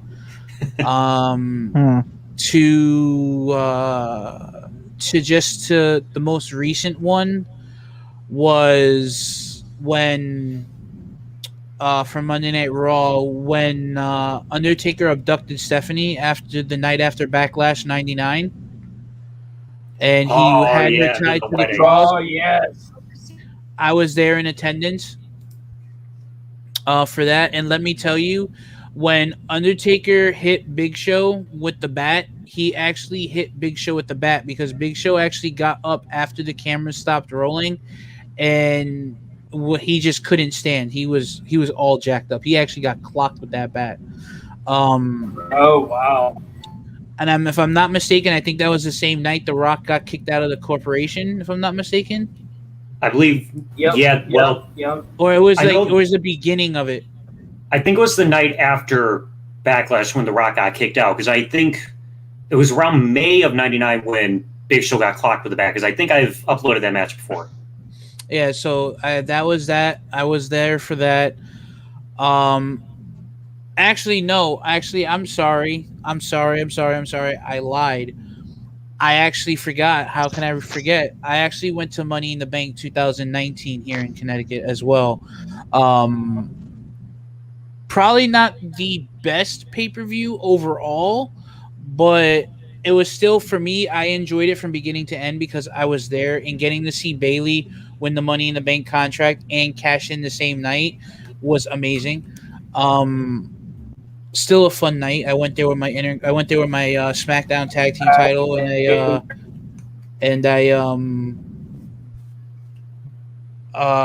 I was actually cosplaying as an Uso. I had the shorts, I had the shirt, I had the hat, the white Nike Uptowns. I had that too, and I had I keep saying the Intercontinental Championship, and I actually had the SmackDown Tag Team replica belt.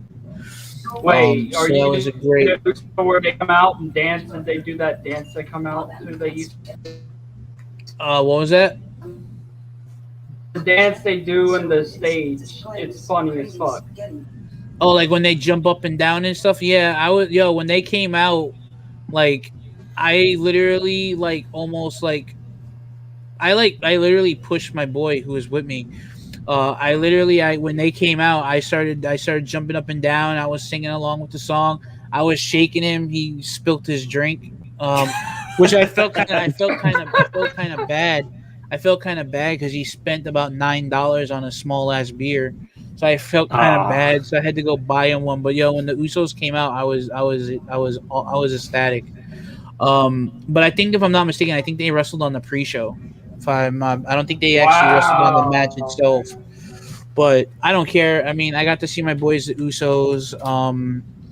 I've gone to SmackDowns. I've gone to Raws. Yeah, I did.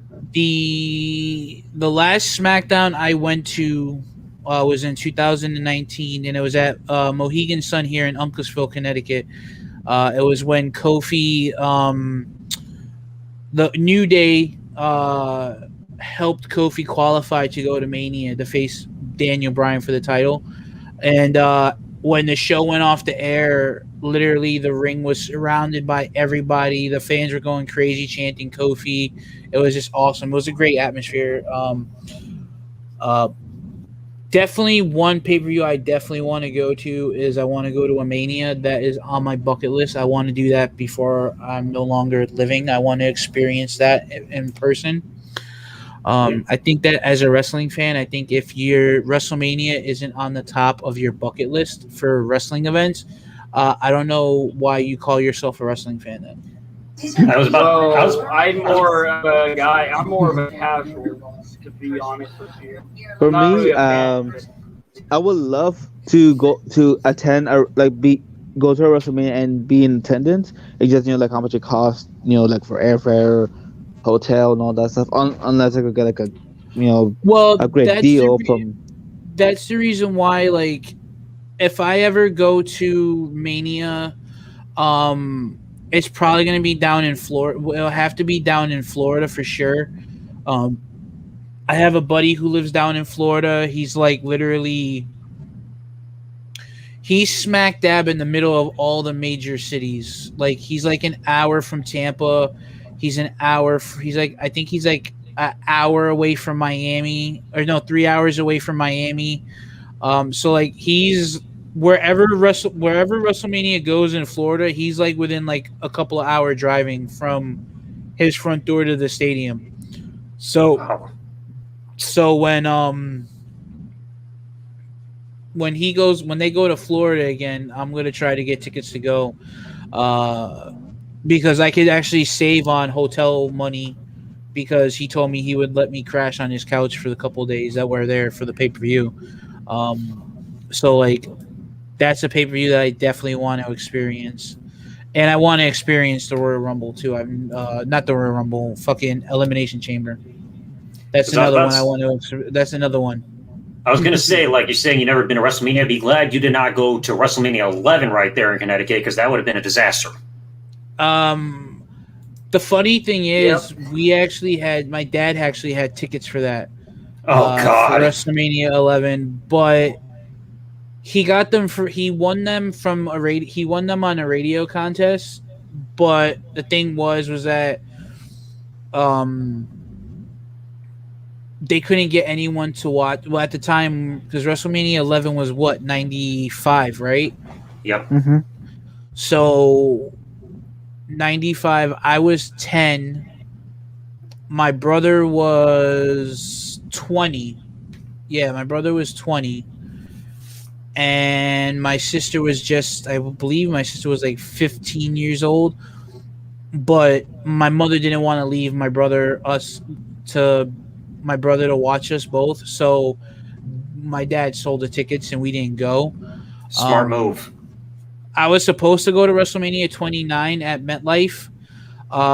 Again, my buddy who lives down in Florida, his brother-in-law runs a couple of ran a couple of nightclubs down there, and a lot of the wrestlers used to go there, and he would get comp tickets, for letting them run up a tab, for bottles and dancers and stuff like that. So they used to pay him with comp tickets, and my boy's brother-in-law actually had the tickets set aside for me, and the guy who wasn't supposed to handle the VPs, the VIPs, actually took the tickets and sold them to make the money back from what they lost on the tab that they ran up.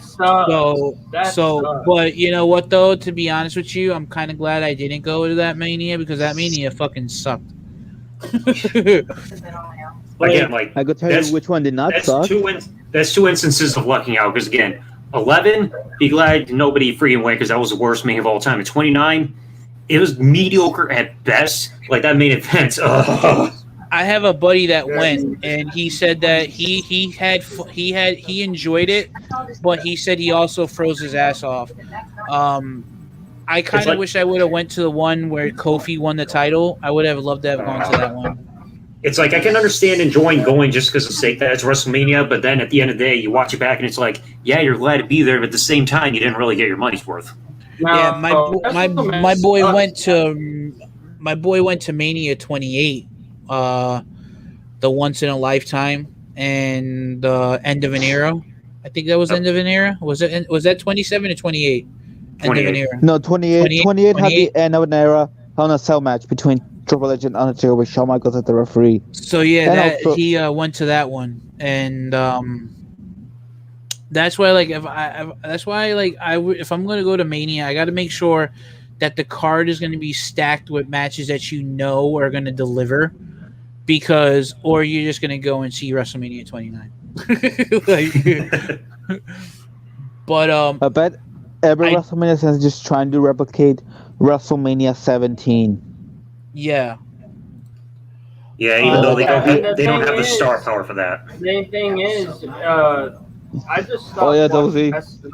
I was finally able to watch it like this morning. What'd you think of it? It was the greatest. What Mania? 17.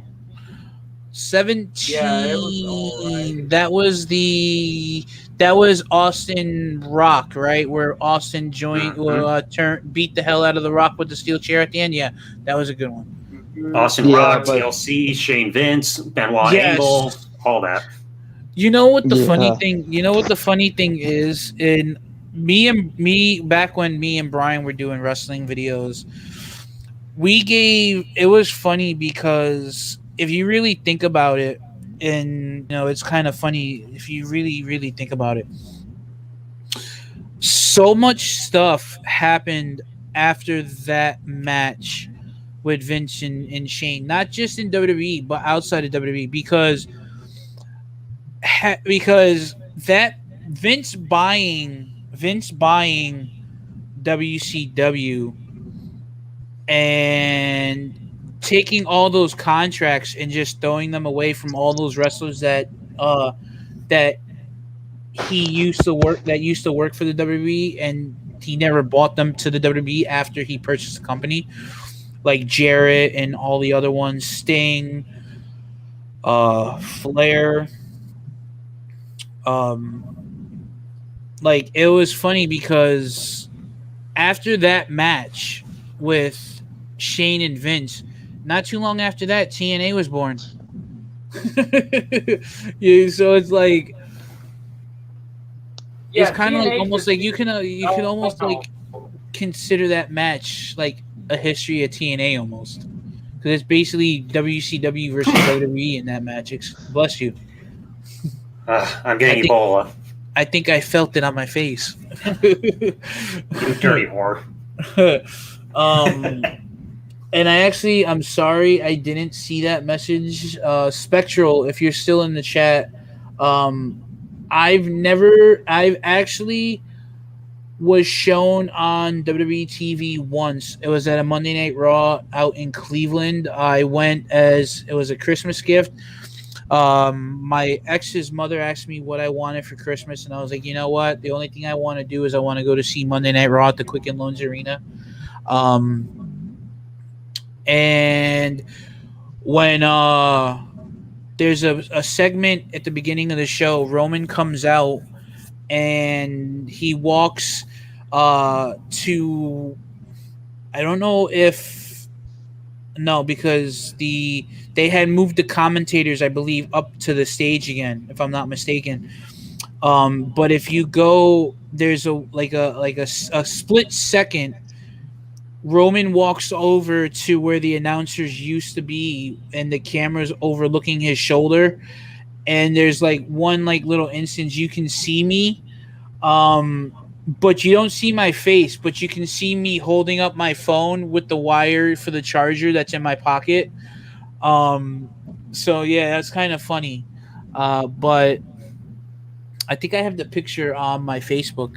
But that's the only, you have to actually really, really look. But that was the only time I ever appeared on WWE programming.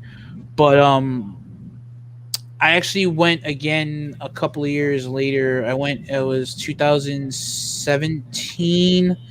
Yeah, because that was the Raw. Goldberg came back, and Undertaker, Goldberg, and Brock Lesnar were all in the ring at once on a Monday Night Raw. And then that was right before the Rumble. That was Triple H screwed over Seth Rollins that night, and he didn't get to qualify for the Royal Rumble. And then, but I went to a second, in 2018, I went to another Monday Night Raw a year later, actually. And that's where I met, if in my picture here, I met Elias outside of the Rock and Roll Hall of Fame. I was wearing his shirt. I decided I bought the shirt to wear because I always go whenever I go to a new wrestling show. When I go to a wrestling show, I gotta buy new merch. So I bought that shirt and I was wearing it, and it was funny. He was supposed to cut a promo. Walking through, there was supposed to be a scene of him walking through the Rock and Roll Hall of Fame. I don't know if they ever showed it on TV. I can't remember, or if they decided to just scrap it. But he happened to see me like as he was coming out, and it was like not even intentional because I didn't even know what the hell they were doing. And he saw me, walked over, shook my hand, and I asked him, I said, hey, I said, I don't got anything for you to sign, but can I get a picture? He was like, yeah, sure. He goes, anyone who wants, I'll pose for a picture with anyone who wants to walk with Elias. And it was just like really cool. It was like a really cool moment. But Sweet. I have to say, all the wrestlers that I've met, which isn't a lot, I've met only maybe like a couple of them. Nobody really huge. I guess you would probably say Foley was probably the biggest one I've met, fame wise, and career wise. But I would probably have to say, the only person I had an issue that I met was Zack Ryder, but that I want to say it could possibly be because he was doing a podcast earlier in the day, and then he had to rush from the podcast all the way to the mall where they were doing the autograph signing. So I think on top of that too, he was probably jet lagged. So I probably I think that's what has a lot to do with it too. But I would probably say that was probably the worst experience I had for meeting a wrestler. Um, and again, like I said, I don't know if it was just he just didn't really want to be there, or he was just like really tired. But he didn't get up to take a picture. Um, and my dad was talking to him and says, "Hey, we got family out in Long Island," and like he was like, "Oh, that's cool." Like he was like really like nonchalant. So I'm assuming that it was probably just because he was like really tired and jet lagged from running around all over the place, and probably sitting down doing a podcast for like 5 hours probably takes a lot out of you too. So, but hands down, that was probably my worst experience, but still a good experience because I got to meet a wrestler that I liked. And a couple of weeks later, he wound up winning the United States title from Dolph Ziggler at TLC. So that was pretty cool. Nowadays, you look at him and he's like the GCW champion or whatever after being Nick Gage and getting pelted with trash. Wait, did you guys saw the Nick Gage match? The Nick Gage match against Chris Jericho on AEW recently. I saw the clip involving the pizza cutter and the backlash that came from Domino's, but that's about it. Oh, wait, you saw the part when yes, Nick Gage, drills uses the pizza cutter on Chris Jericho's head, and then when they go to ad break, they show a Domino's ad. Yeah, and then of course afterwards, freaking Domino's lets out a public statement saying that, we don't support this and we're reassessing our advertising. It's like, that's pretty much become like the norm thing ever since like 2016, 2017 because of YouTube. It's like, when in doubt, threaten to pull your ads. And it's like, that's just like, almost like I don't know if they're really going to do that or that's just more of a scare tactic, but like, that's almost become the norm. It's like they fear even the slightest bit of negativity to the point where they'll just run and hide. It's like, we don't support you using our pizza cutter like that or anything, so we're probably not going to give you money anymore. It's like, just chill out. And this is more this is a bit like a LOL moment because okay, so since Domino does not want to present ads for Warner Media, some beer company wants to takes their place.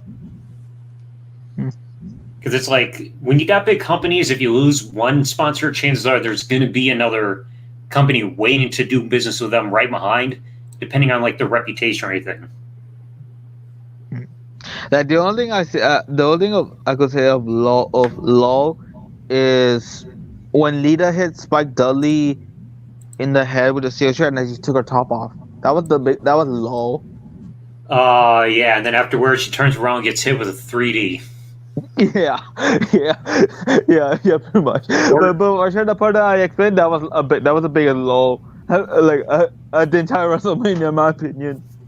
Or you even listen to JR's commentary during the match, like, and just trying to climb the ladder. Lita pulls him off, and all you hear is JR saying, "Lita's jerking Edge off the ladder." It's like great foreshadowing for what you see in 2006. I must have missed it. I must have missed that part. Like that commentary line. I must have missed it. Oh God, JC, you met Sonny. Yeah. Oh God, what did you get yourself tested afterwards?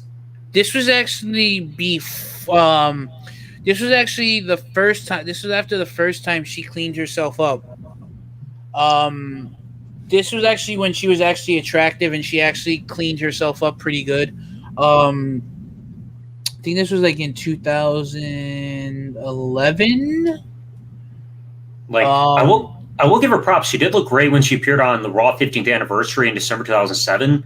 When she did that whole segment with like the McMahons and everybody claiming that, everybody slept with Vince. And she managed to clean herself up for that before even a Hall of Fame and everything. So she did look good that night. Yeah. What about when she was inducted in the WWE Hall of Fame class in 2011? She looked pretty decent there too. Like she didn't look all that bad. Yeah, because she specifically cleaned herself up for that, but then afterwards she fell right off the wagon again. Yeah. It's just like, it makes you wonder what went wrong with her. A lot. Well, you It's also like- got to think the love of her life died. I mean, Yeah. and she never really recovered after. She never fully recovered after that. Yeah, I was about to say, it makes you wonder if this is kind of like, with all the stuff she's doing, it makes you wonder if she's still grieving over the passing of Chris Candido. Yeah. Chris Candido. Yeah. The only other person she's ever been linked with that she's made still positive remarks about was Shawn Michaels, because I read an article, and I know it's out there still on the WWF Old School website, where she said in an interview like Shawn Michaels was like the best sex she's ever had, and pretty much described him as being like the one that got away. And she even went into detail about a certain time where they did it together back in the 90s, and it's like, okay, I need to scrub my eyeballs after reading that shit. I mean, hell, she even did. There's even an interview here on YouTube where she discusses a time that she slept with Dolph Ziggler after Survivor Series 2010, Yeah, I saw that podcast. and it's like, oh my god, she's Oh, even yeah, describing like what way his thing curves and all that, and it's like, girl, you're sleeping with a guy who just had a concussion. Oh wait, you're throwing that clip from RF Video Reflections. Yeah, 'cause she's like, oh, like he got a concussion in Survivor Series, but he's like coming down. It's like, no, I still want to see you, and they end up having like 7 hours of sex, and it's like, good lord.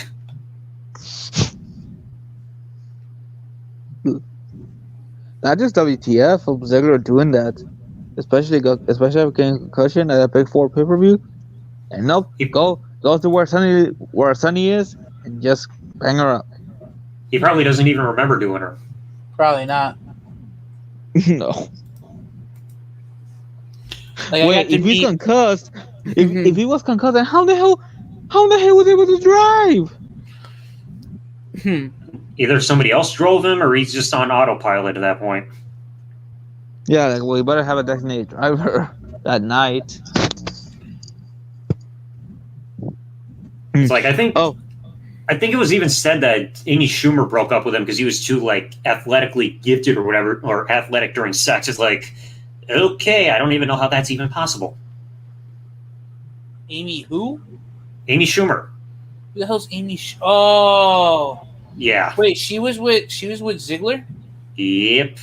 Huh. I bet Ziggler is ashamed now. wait, hold on. Like, since you brought up about Amy Schumer, didn't Dolph Ziggler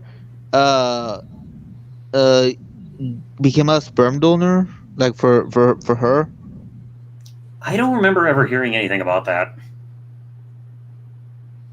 'Cause I believe that I assume I read something of that, but I don't know. I don't know if it's true. So You know, of course, JC showing off he met Mr. Anderson. Anderson. Yo, that belt was fucking heavy. Dude, try picking up the world or the Ring of Honor Championship. That belt ain't light either. Was it hey JC, on that photo? Is that the replica belt or that's the actual? No, championship that's belt? the actual. That's the actual belt that that's used on TV. That's the belt that's actually used on TV. That was used on TV at the time, because when I lifted it up and I looked at him, I was like, "How the hell do you even manage to carry this thing around?" I go, "Look at the size of the fucking." Now, granted, I have a big ass waist. That belt fit around my entire waist. That's how long that strap was. They had to actually, they actually had to go in and actually modify the strap when I think it was when Robert Roode won it. And after he won it, I think not too long after he won it, they had to go in and shorten the strap because it was just so freaking long. I can't get any of my belts to even fit around my waist. Everything just slips right through, almost like I'm a tetherball pole. If you spent, I don't know if you have any re-leathered ones, but if you spent the money to get them re-leathered, they'd probably not slide off, because you could probably have them custom make the strap where they can add more snaps. Yeah, but then again, like I said, there's so like I've taken my spinner belt and I've made it like as tight as I can, and yet it easily still like is too much space between my stomach and wherever the front of the freaking belt is. It just like slips right off me. Oh damn! It's like putting on a condom that's too big. Giggity. Hey JC, I have a question. Yo. when you okay, so you insert an Xbox 360 game disc on the Xbox 360, and then the disc is readable. You go to game details, and it has an option that says install. Have you done that before? Um, no. Oh, you Xbox 360 game on the Xbox One? No, he means when you play the Xbox 360, you put a disc in, you get the option, like just on the 360 alone. Like I think you push either X or Y, and it says like you can install the game from your disc. And I think he's wondering if anybody's ever tried that to where you don't have to have the disc later on; you just install right to your hard drive to play later.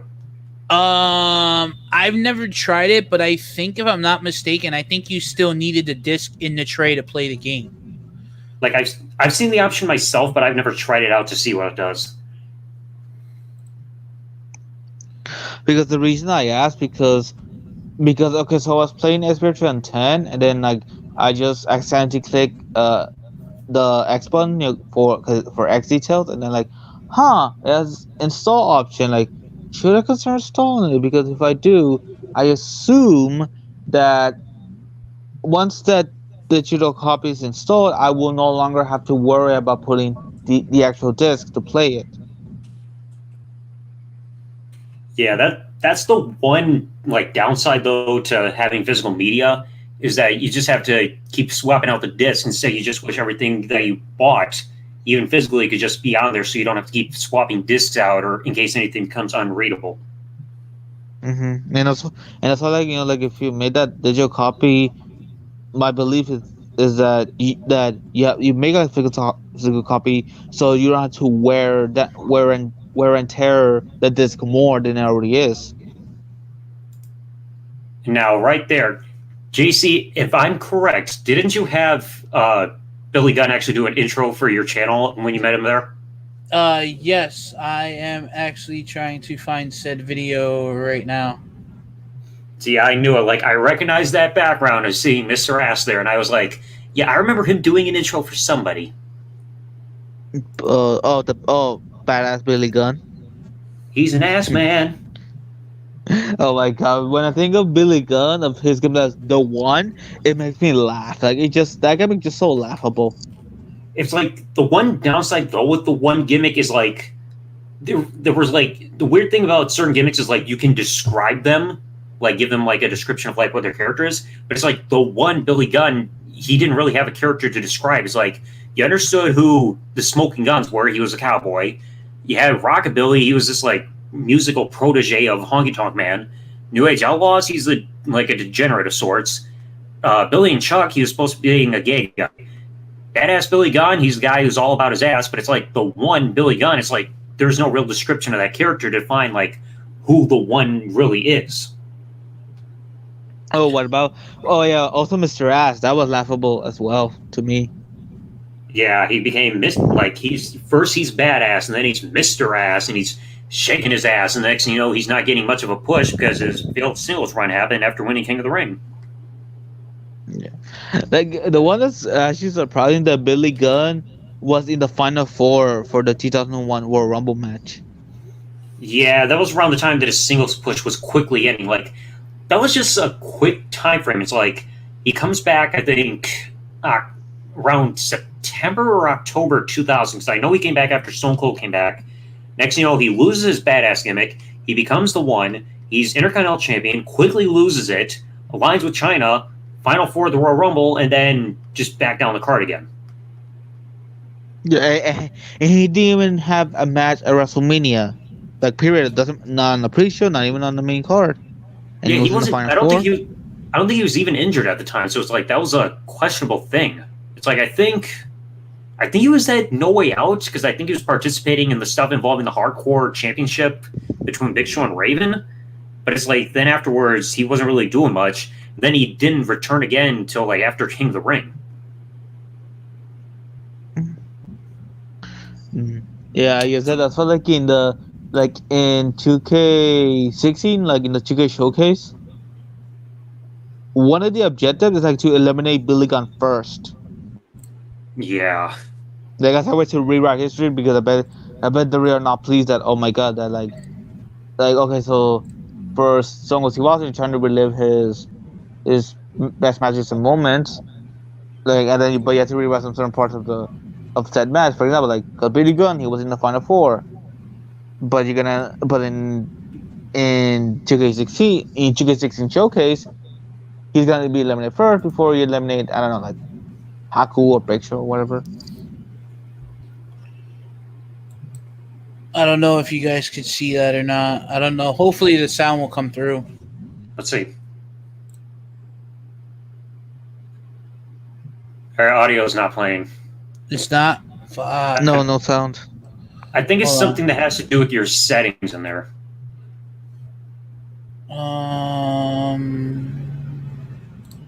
Okay. I had the same issue when I tried showcasing my screen over on Google Chrome or wherever, where audio was not playing for some reason. All right, hold on. What I'll do is I'll go and unplug my headset, and I'll play the video that way. All right. And just do it through the microphone.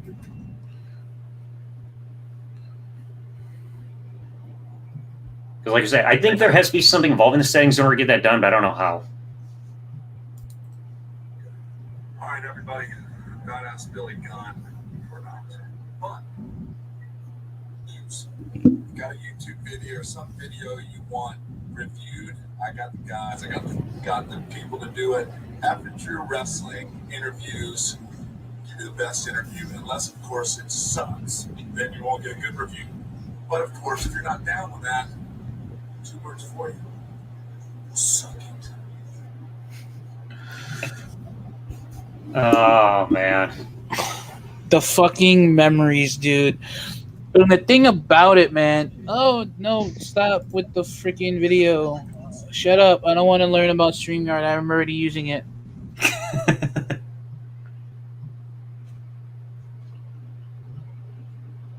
It's like you look at that stuff and it reminds you of the memories back when Brian so used to post videos.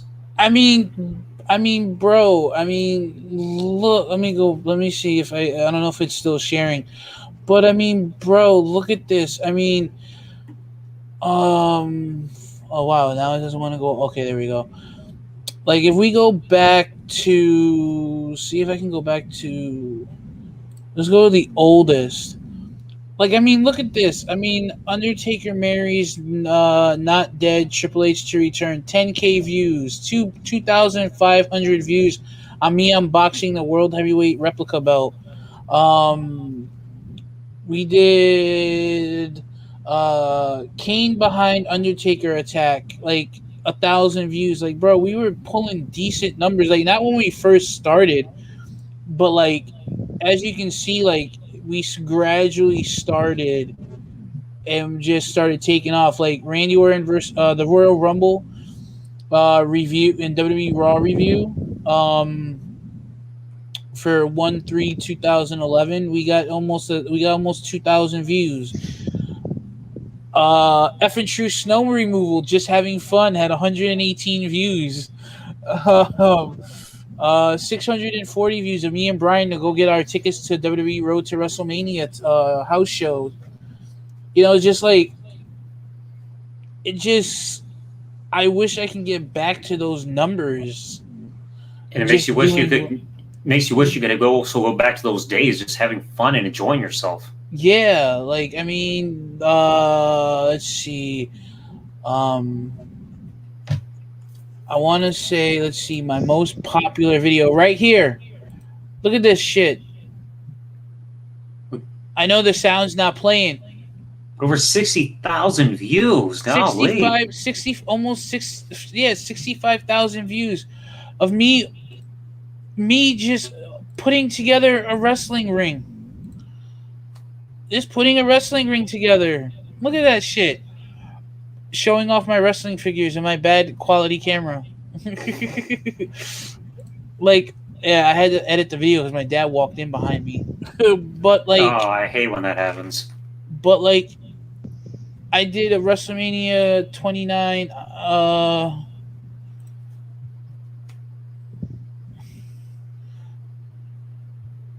Back when I knew how to work Photoshop. And nowadays you need me to do it. Yeah. I mean, it's easy to put stuff like that together when you just have a PNG in order to just put it behind a logo. Yeah, like I feel nostalgia. Like TNA Impact Wrestling. Look at the number on a fucking Impact review. Ace and Eights members unmasked, almost 5,000 views. I remember back in the day when I used to do SmackDown spoilers, and that just reminds me of those good old days. Oh my god, I miss it. Epic WWF WWE unboxing. That's when I went and I bought like $700 worth of like DVDs and clearance T-shirts off of WWE shop. I just miss those days, man. I just wish Brian would want to get back into it. I know, like, it's been such a long time since he posted. I think, wasn't one of the last available videos that he's got available on his channel, like the one where he unboxed WWE 2K14? I think so, yeah. Like, I thought he posted some other videos, like, I think one about getting the SNES Classic or something, but it's like, it's been a long time for him. I'm trying to remember. Like, this was like when I first started getting into doing the WWE gameplay and stuff like that. The WWE NXT Week 1 through WWE what is that? WWE 13, I think. I don't remember. I think it was WWE 13. Yeah, 13. Yeah, WWE 13. I went ahead and I was messing around with the story creator. I made my own storyline. I mean, I even remember back then, before I lost my first channel, when WWE 13 went out, they had a website for, like, on the THQ website, and you could check, like, all the profiles of the characters and everything. Yeah. I was one of only 2 on YouTube to have a video from their YouTube channel featured on that website. Everybody else on the roster was all videos from WWE's YouTube channel themselves. Yeah, it was crazy. It was like the Undertaker's Attitude Era character, because like at that time I used to do like these extremely brief like highlight videos, like without like music or anything, so it would just be like cut up once to be like all the match recaps, like 1 minute with like all the different spots and everything. And that video actually got featured on the Undertaker's profile section on that website. And I think the only other person that also had their videos was is this guy known as WWF Pay-Per-View 2002. He was just uploading like content for 2002, and he had the Big Show Brock Lesnar match from Survivor Series, and that was featured on the Big Show section. Yeah, it was crazy. Like, oh my! I did a video, and I don't know if I ever showed you. I don't know if you've seen it. Wish there was a way. How well did the audio come in on that video that I showed? Better when you try to screen share it. All right, guys. I'm actually gonna sign out because my sleeping medicine is already kicking in. All right. Have a good night then, Fernando. All right, Fernando. Catch you later. And before I sign out, Spectre stated about what they call like back in 3013 chicken 14 days. Smack Talks did those community showcase videos with the creators who was arena. Yes, I was a big fan of watching those videos. I did a community creation video once, and someone friggin' spammed my inbox on the comment section on that video. It was like, oh, you just took that idea from Smack Talks, blah, blah, blah. I'm like, well, I didn't know that Smack Talk copyrighted community creations exclusively to just his channel. Like, I mean, yeah, okay, it was a part of his channel, but he doesn't own the exclusive rights to do that. But that's always the weird thing. Is like if you try doing something yourself, you're always going to get accused of being a copycat because everything's already been done. Exactly.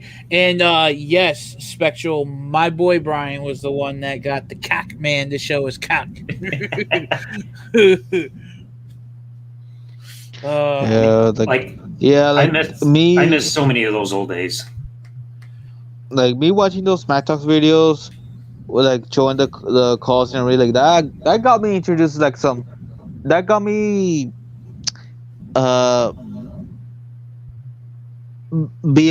to wrote down like, okay, which are like the top cock radio, like what's the status, J41, Super Soldier, Set Band 8, etc.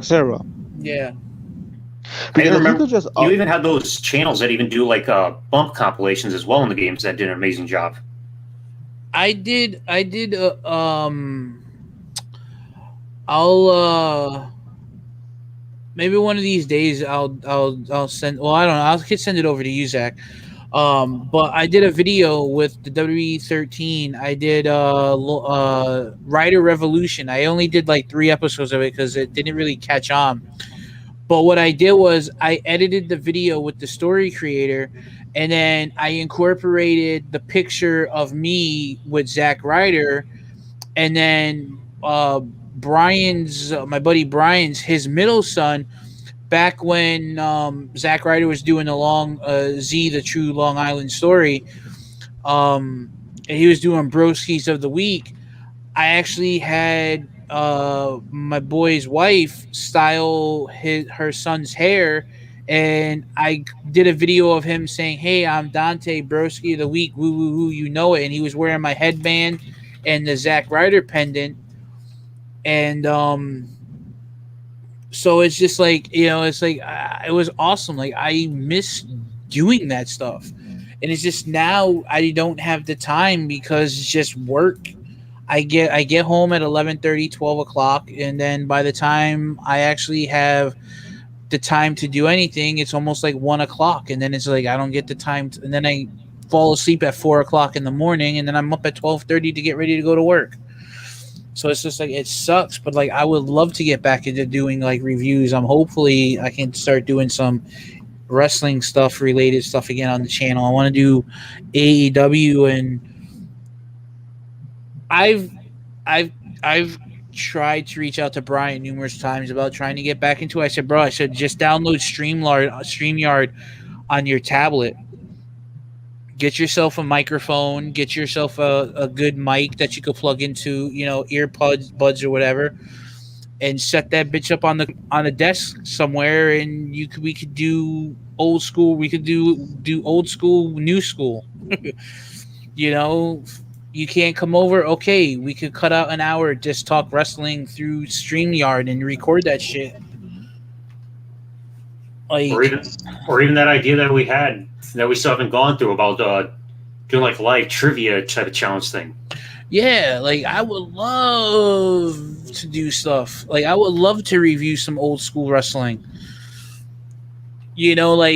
Like even like something like me and you, Zach, like I would love to do something like that with you. Like we just pick a random wrestling pay-per-view that we both think that we're really good, and we can actually sit down and like talk about it, and just do something like that, like review it and just be like, oh well, this is what was wrong with the pay-per-view or whatever, and like discuss it.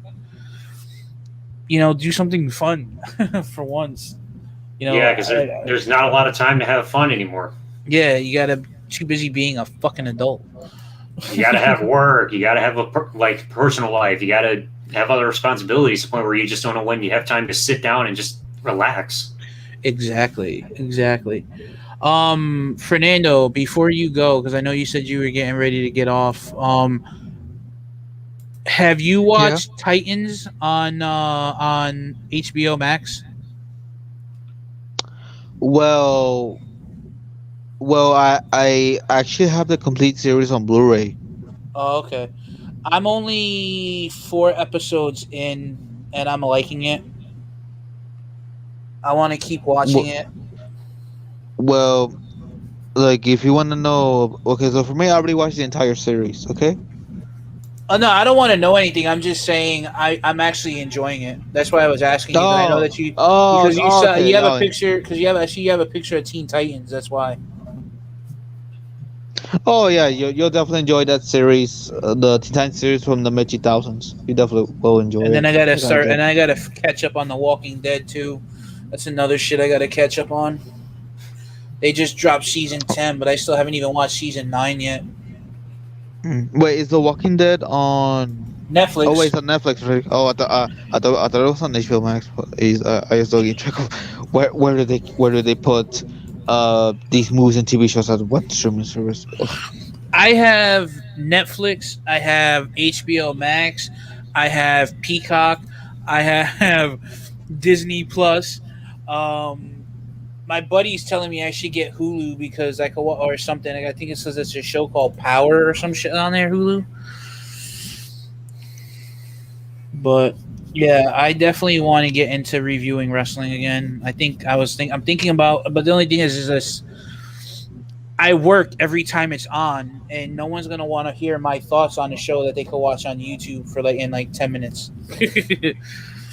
That's also why I don't even do wrestling reviews. Like, even if I can get time to catch up with it, there's no real good time to post a review or anything, because by the time you post a video, people are just not caring enough to actually hear what somebody says anymore, unless it's right after the show ended. Yeah. You know what I was thinking? And, I was thinking about this at work today, and I was like, be interesting, but I don't know if you watch anything current, or if you're able to, or whatever, or are able to.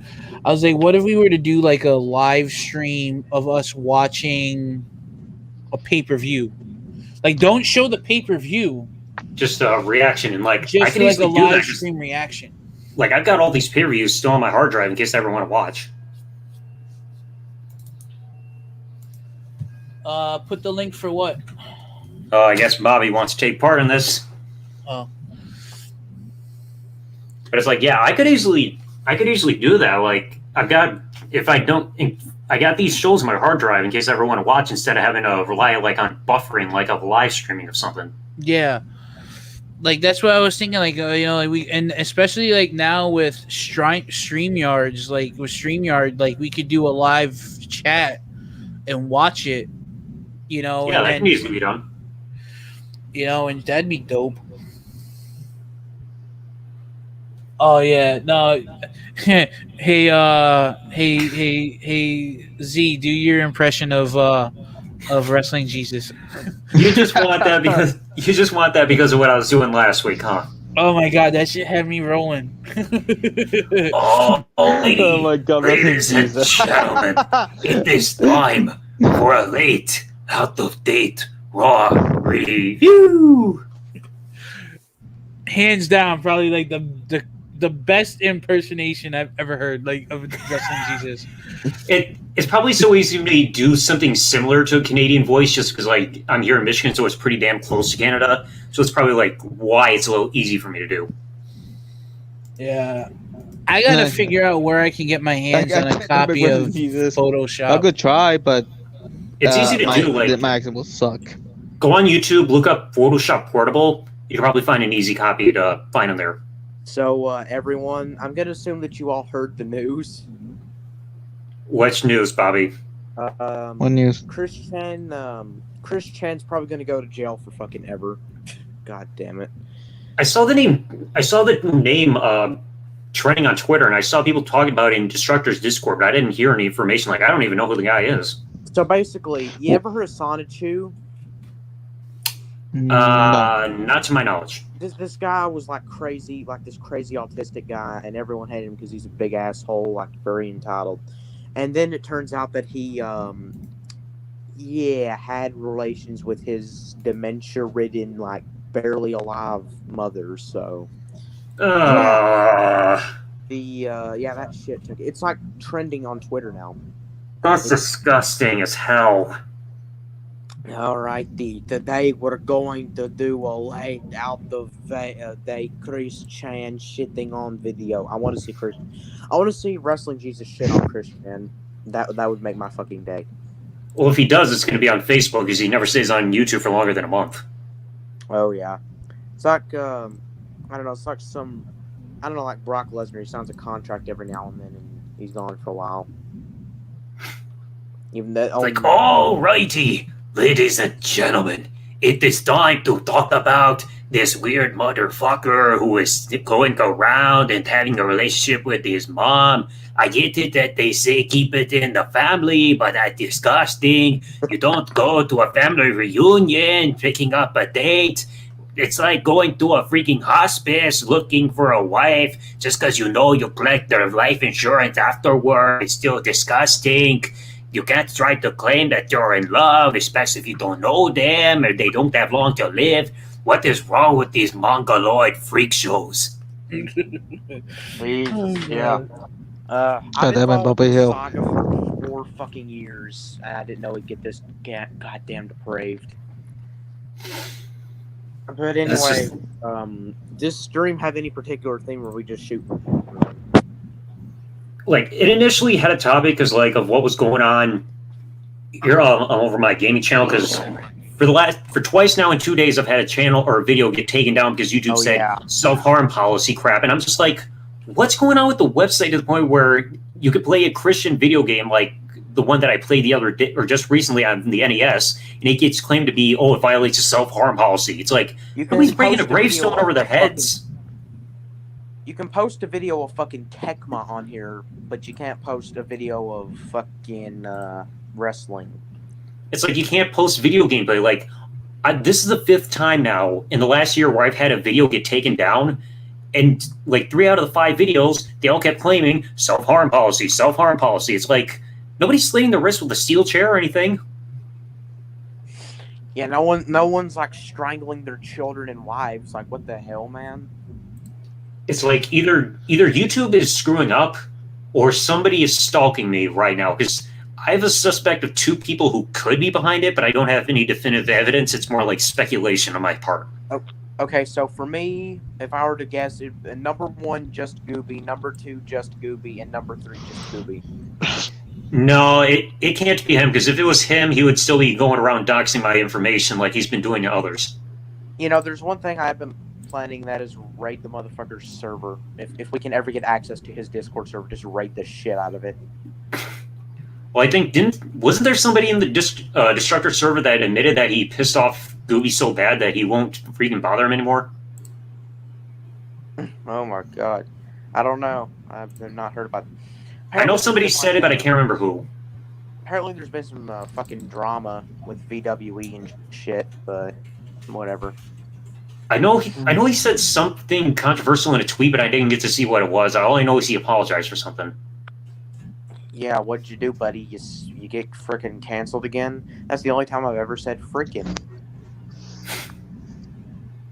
It's just like, I don't know what's going on with this week. As I was saying earlier, it feels like we've entered some kind of alternative like world to where everything is just completely flipped. Everything was like normal as of last week, and the next thing you know, all of a sudden, everything's all screwed up everywhere we look. Yeah, good lord, man. Shit. Before you guys resume with whatever you're doing, I'm definitely gonna log out because I'm already feeling very tired to even stay on. So I'm just gonna wish good night to you, Double Z, good night to you, Jay-Z, good night to you, Bobby Hill, also you, Spectral, and everyone else in the live chat. All right, have a good night, Fernando. Later, bro. Good night, Fernando. Peace. But yeah, like I said, I'm trying to figure out what's going on. It's like this is now the 5th time is like that something's happened. Like on this channel, I've had 2 videos taken down, and on the gaming channel, I've had 3 because like one of them on this channel was a live stream, and one was WWE SmackDown. Here Comes the Pain gameplay, and then just 3 random videos on the gaming channel. They're all taken down in a fast amount of time. Like one video got taken down the minute it went public, and then the recent 2 in the last couple days got taken down less than 3 hours after each video was posted. And like I said, either YouTube's glitching up or somebody's trying to get me taken down. Yeah, YouTube is just being gee again, as it always has been. Well, it's like, I don't get what's going on, because like this has never happened to me prior to like last year when all this crap suddenly happened. So something's clearly going on.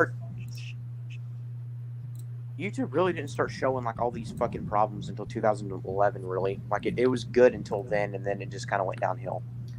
Either that, or you could probably say more of like 2016, 2017, when this whole ad problem started going on. Yeah, the apocalypse started. Yeah, the next thing you know, everybody's like, the rules are constantly changing. You can get taken out for any reasons. Like, something that you posted in 2013 was fine then, but now, it's against our new policy, so we have a right to take you down. So, like, they can change the rules at any time to give any reason to get somebody taken off the website, which is absolutely stupid. Hold up. Someone actually asked me something. Rose E.R. Mine. Hey, Bobby Hill, where's Big Rig Butters? Well, first off, what the fuck is Big Rig Butters? I don't know what that is. Favorite butters. I don't even know what that would be a reference to. I'm pretty Oh, sure yeah, that's and some Kappa. sort of King of the Hill Road. Oh yeah, that too. That one, I Yeah, it hated was when this so whole vague. Kappa. I hated when that Kappa thing was going on because there were news articles saying that. Because back when this whole thing was coming along, I used to constantly do unboxing videos, and there was like a threat saying that unboxing videos could be affected because, like, oh, it could influence children to spend their parents' money to buy this stuff and everything. It's like, great, if that passes, I'm screwed because then I don't have any content to post.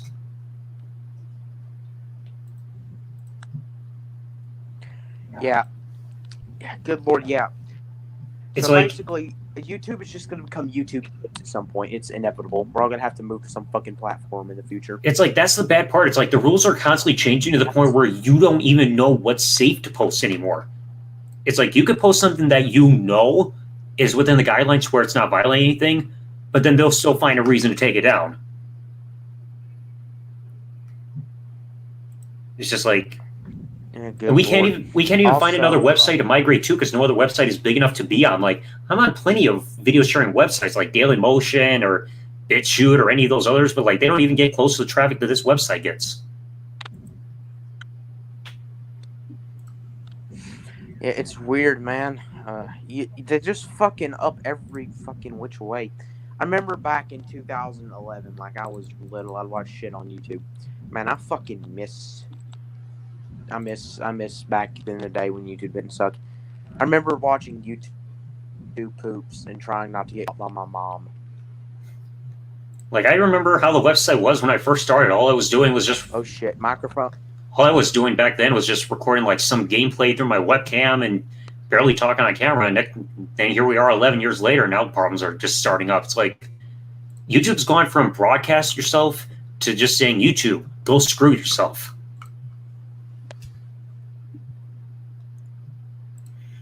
Hold on, I'm gonna have to hold the fuck up. I'm going to have to I might need to switch phones here because you're cutting out real bad on me. So see you in a All right. minute. Spectre Butt. Oh, wait a minute. I think he's making references to different personas from Butters from South Park.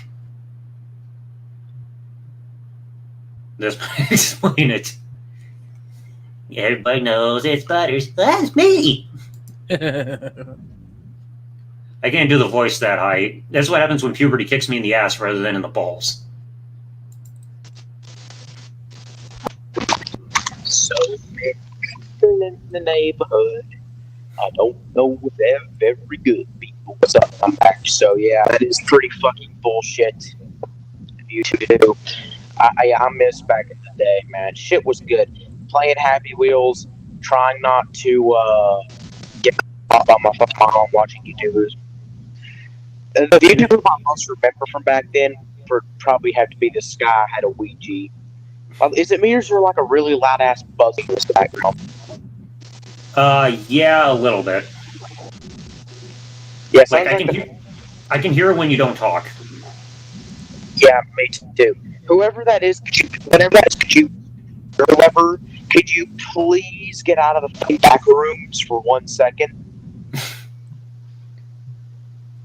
But it's like, it does make you miss those older days. Because like back then when rules weren't as strict, you could post whatever you want. The website wasn't oversaturated with like a billion other people doing the same kind of content you do. To the point where you can't even get like your foot in the door and get your channel growing because like everybody else is getting the attention.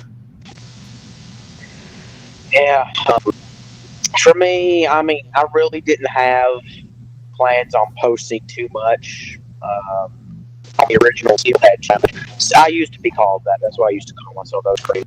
But and then the Smart Busters thing happened, and now I'm like growing really good and I'm active, so that's cool. And then we all took over their streams and we all became our own known names upon there. Yeah.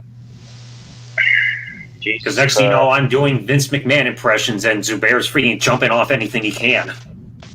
And I'm like, what the hell do I even do on the streams mostly? Can someone tell me? Because I don't even know myself. It's like, that's always the confusing thing. It's like everybody's going on there and they want to do something to be entertaining, but it's like it's hard to come up with something new to do anytime you get on the show. Yeah, like I just come in and say, "Hey, lefty righty." I try not to get kicked instantly. Try not to be boring. And actually, now righty kicking people off while they're talking. You got Mike Francesca spitting out freaking Diet Coke. Freaking everybody trying to flirt with Trap Queen. Everything. It's like, ugh. Yeah. Why does that? Hey, Mike Francesa, he's amazing, man. He's every time I look at him, I still keep thinking he looks like Lenny Kravitz. Yeah, I personally thought that he looked like that was one dude I used to know. I'm still waiting for him to start singing American Woman one of these days. It's, my favorite thing is I started doing my own streams.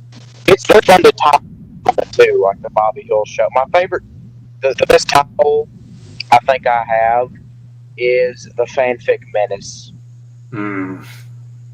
I don't know, I started to see the fucking Star Wars puns with my streams.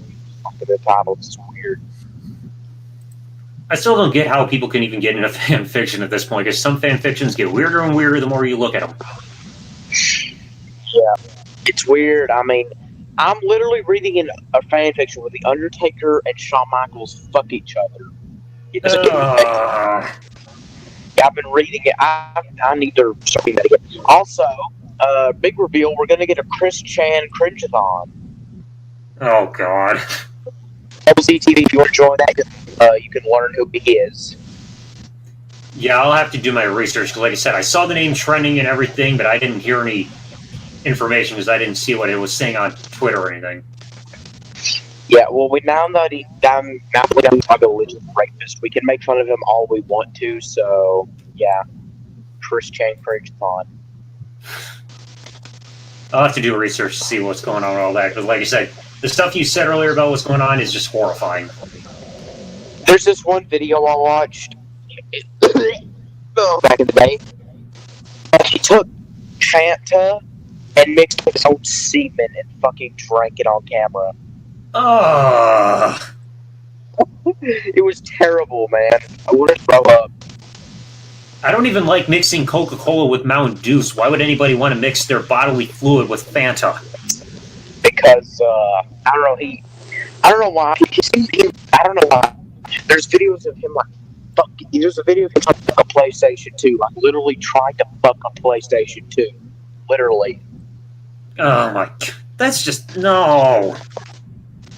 There's videos of him, like, screwing his, like, blow up dolls, his plushies, his body pillows, and his genitals are so bent, I literally wanted to kill myself. That's a literal definition of sexual deprivation if you'll just screw anything. Could you just use your hand? It's not that hard. That's what I do.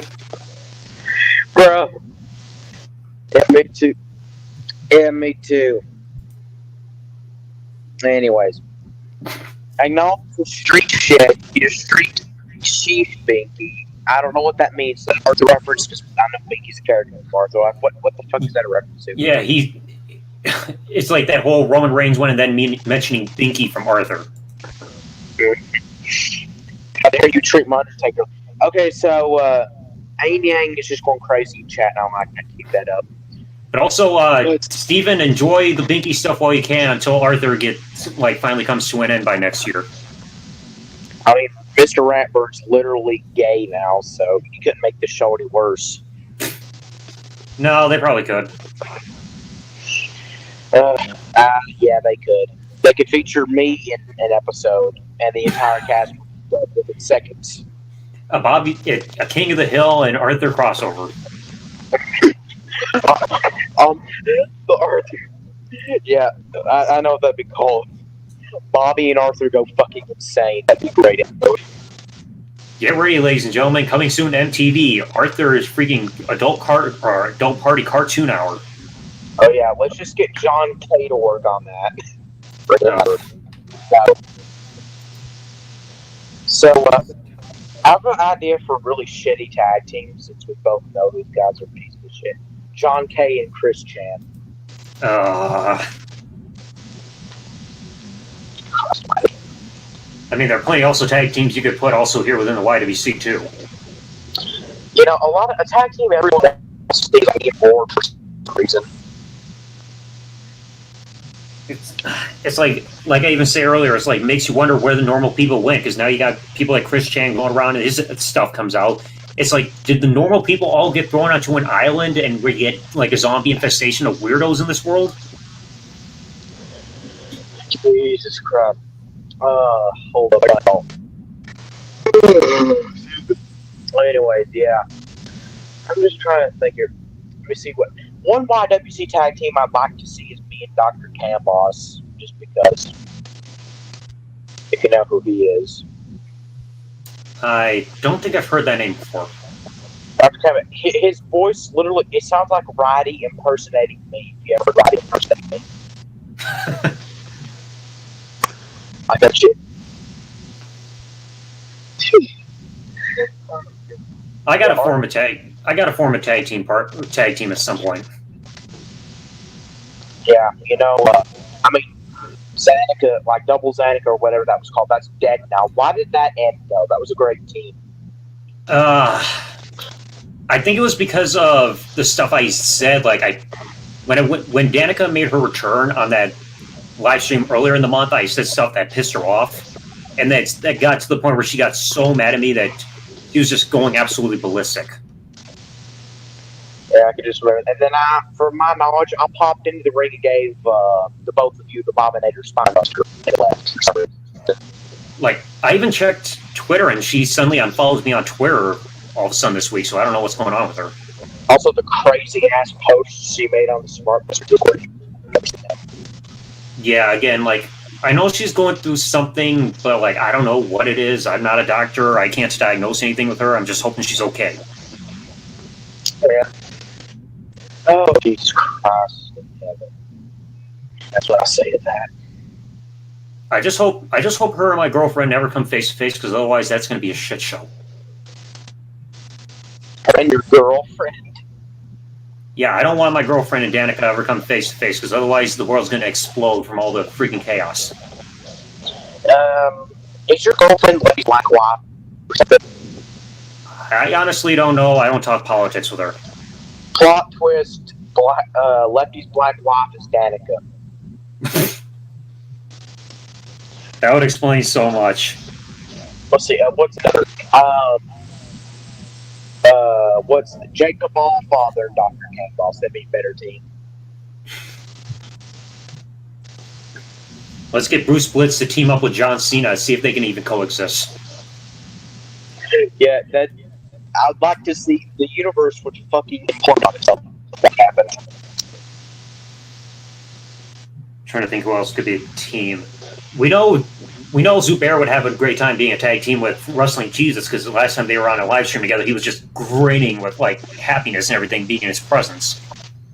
Everyone says they want me and Zubair for some reason as tag team. It's probably because of the fact that he always does swantons and you doing the same thing on your bed. Yeah, I did a perfect dropkick recently after I promised my father I would never do wrestling moves on my bed again, and lo and behold, I broke a box spring out. Ah. Yeah, it looked more like an elbow drop with me kicking my legs in the air. It didn't look like a drop kick at all. And plus, we got to remember Zubair is the one on steroids. Gamer436 says, I'll be your partner, Z. Okay, so we may have a tag team. But then again, like, if he becomes my tag team partner, he'll probably start telling me what to do, saying, you better get back to playing Under Development on your gaming channel all the time. And I'll just be like, oh boy, I'm in control. Yeah. See what's another tag team like? I have an idea. Jackson and Robbie is a tag team. Oh, Jesus. Or actually, Face Jackson versus Heel Robbie at Smart Buster Mania 2. That'd be a great match. Or Natty Nightfart and Horseview Entertainment. Horseview, yes. I wish Righty would bring that character back. Those freaking mini skits that he did under that character were fucking awesome. Maybe Roddy, okay, if they were a team, they will not face TWRP. That shit's settled, so. Yeah, even though people keep trying to instigate things. How about shit? I can't think of anyone else that could face as a team. Maybe me and Shit, I don't know. Maybe me and Zuba, I don't know. You can't really put them together, putting them against anyone else's team anymore. Like they destroy everyone. It's like I would say have them go against Spike and a partner of his choosing, but I don't know who Spike would team with. Oh my god. Spectrum K says, "Buddy, let me out of here, you rubbish." God, that was amazing. Those videos like archived anywhere? I need to find those. I'm trying to think who could Spike team with. Oh, he'd probably either team with either Emery or E-Rock. Yeah. I'm trying to think who could who could Abel team up with? Yeah, I don't know. Also people. I don't know. Or he could team up with Black Eye 69. I'm just thinking of some smart strike out somewhere. So, let's see here. About all I can think of is me and Heel Robbie, and let me see what else besides that. Mighty versus Zubair, that'd be a great match. I'm so pissed that Zubair freaking turned out my challenge at Smart Buster Mania. I told him I was going to make a main eventer out of him, but he's like, nah, not doing it though. You and how about you and E-Rock? That'd be pretty good. Yeah, possibly. Either that or at least me versus freaking Otaku. Bro, Spectral MK is fucking on fire. That was from the now deleted video where he was up to the running. And also, Smart Buster Mania 2 with the Swamp Ass Jubilee. Oh, Jesus. Yeah, the fucking Swamp Ass Jubilee. Yeah, that's what they call it when I fucking walked in the locker room with Smart Buster Mania. Not even streams. Those Swamp Ass Jubilee. That's whatever. This is really Team Pinky versus the world. It's going to make Steven very sad when Arthur finally comes to an end coming up. I don't know if people hate Destructor now or some shit. I don't even know why anybody would be against Destructor. There's nothing wrong with him. Yeah, he's cool. You see, yeah, the Swamp Ass Jubilee. Well, the first one, I don't even know what the first Smart Buster Mania was called. Jesus. Yeah. I'd like to see. Okay, so, I'd actually like to see, what's his name again? Bonesaw McGraw. He's like a legend in the Smart Buster community, but he never makes a lot of appearances. I'd love to see fucking Bonesaw McGraw versus Bear, actually. Let's have him either team up with or go one-on-one against Meth. What'd you say? You cut out a little bit. Have him either team up with or at least go one-on-one with Meth. Oh, yeah. Meth Enthusiast. That would be perfect. Bonesaw's my tag partner. I thought you said Double Z TV was your tag partner, dude. Like, who's your tag partner? Man, make up your mind who your tag partner is. You can only have one. It ain't no six-man tag crap. Just talk. I'm trying to say, this man might be having a stroke. We need to call 911 immediately. Oh boy, I'm sure he is. Anyway, I think I'm gonna cut the stream right about here. It's been about 3 hours, and I gotta get some rest anyway. Yeah, I hear you on that too, and I gotta be up in a few hours. I got my dad's birthday today, so we're having a little birthday party for him. Ah, that explains why you'll be busy during the day. All right, everyone. Yeah, but a very special meme. Show it. Oh my God, Buffy! Come on. Come on. Ooh, or this tag team could work too. The Ayatollahs of Coca-Cola. Idea. I need to Zubair. It's like, but then again, Zubair is a poser as a Coca-Cola fan compared to myself. I'm sorry, that was me. And anyway, Just a little folks. Anyway, folks, I'm going to cut it here. Thank you to everybody who joined and checked this out. I'm going to probably leave an update on Twitter and everything about what goes on with the video. Hopefully, it's going to be reinstated because, again, I'm 4-0 in terms of appeals and everything in the last year. Hopefully, I can go 5-0 because YouTube system is getting absolutely ridiculous.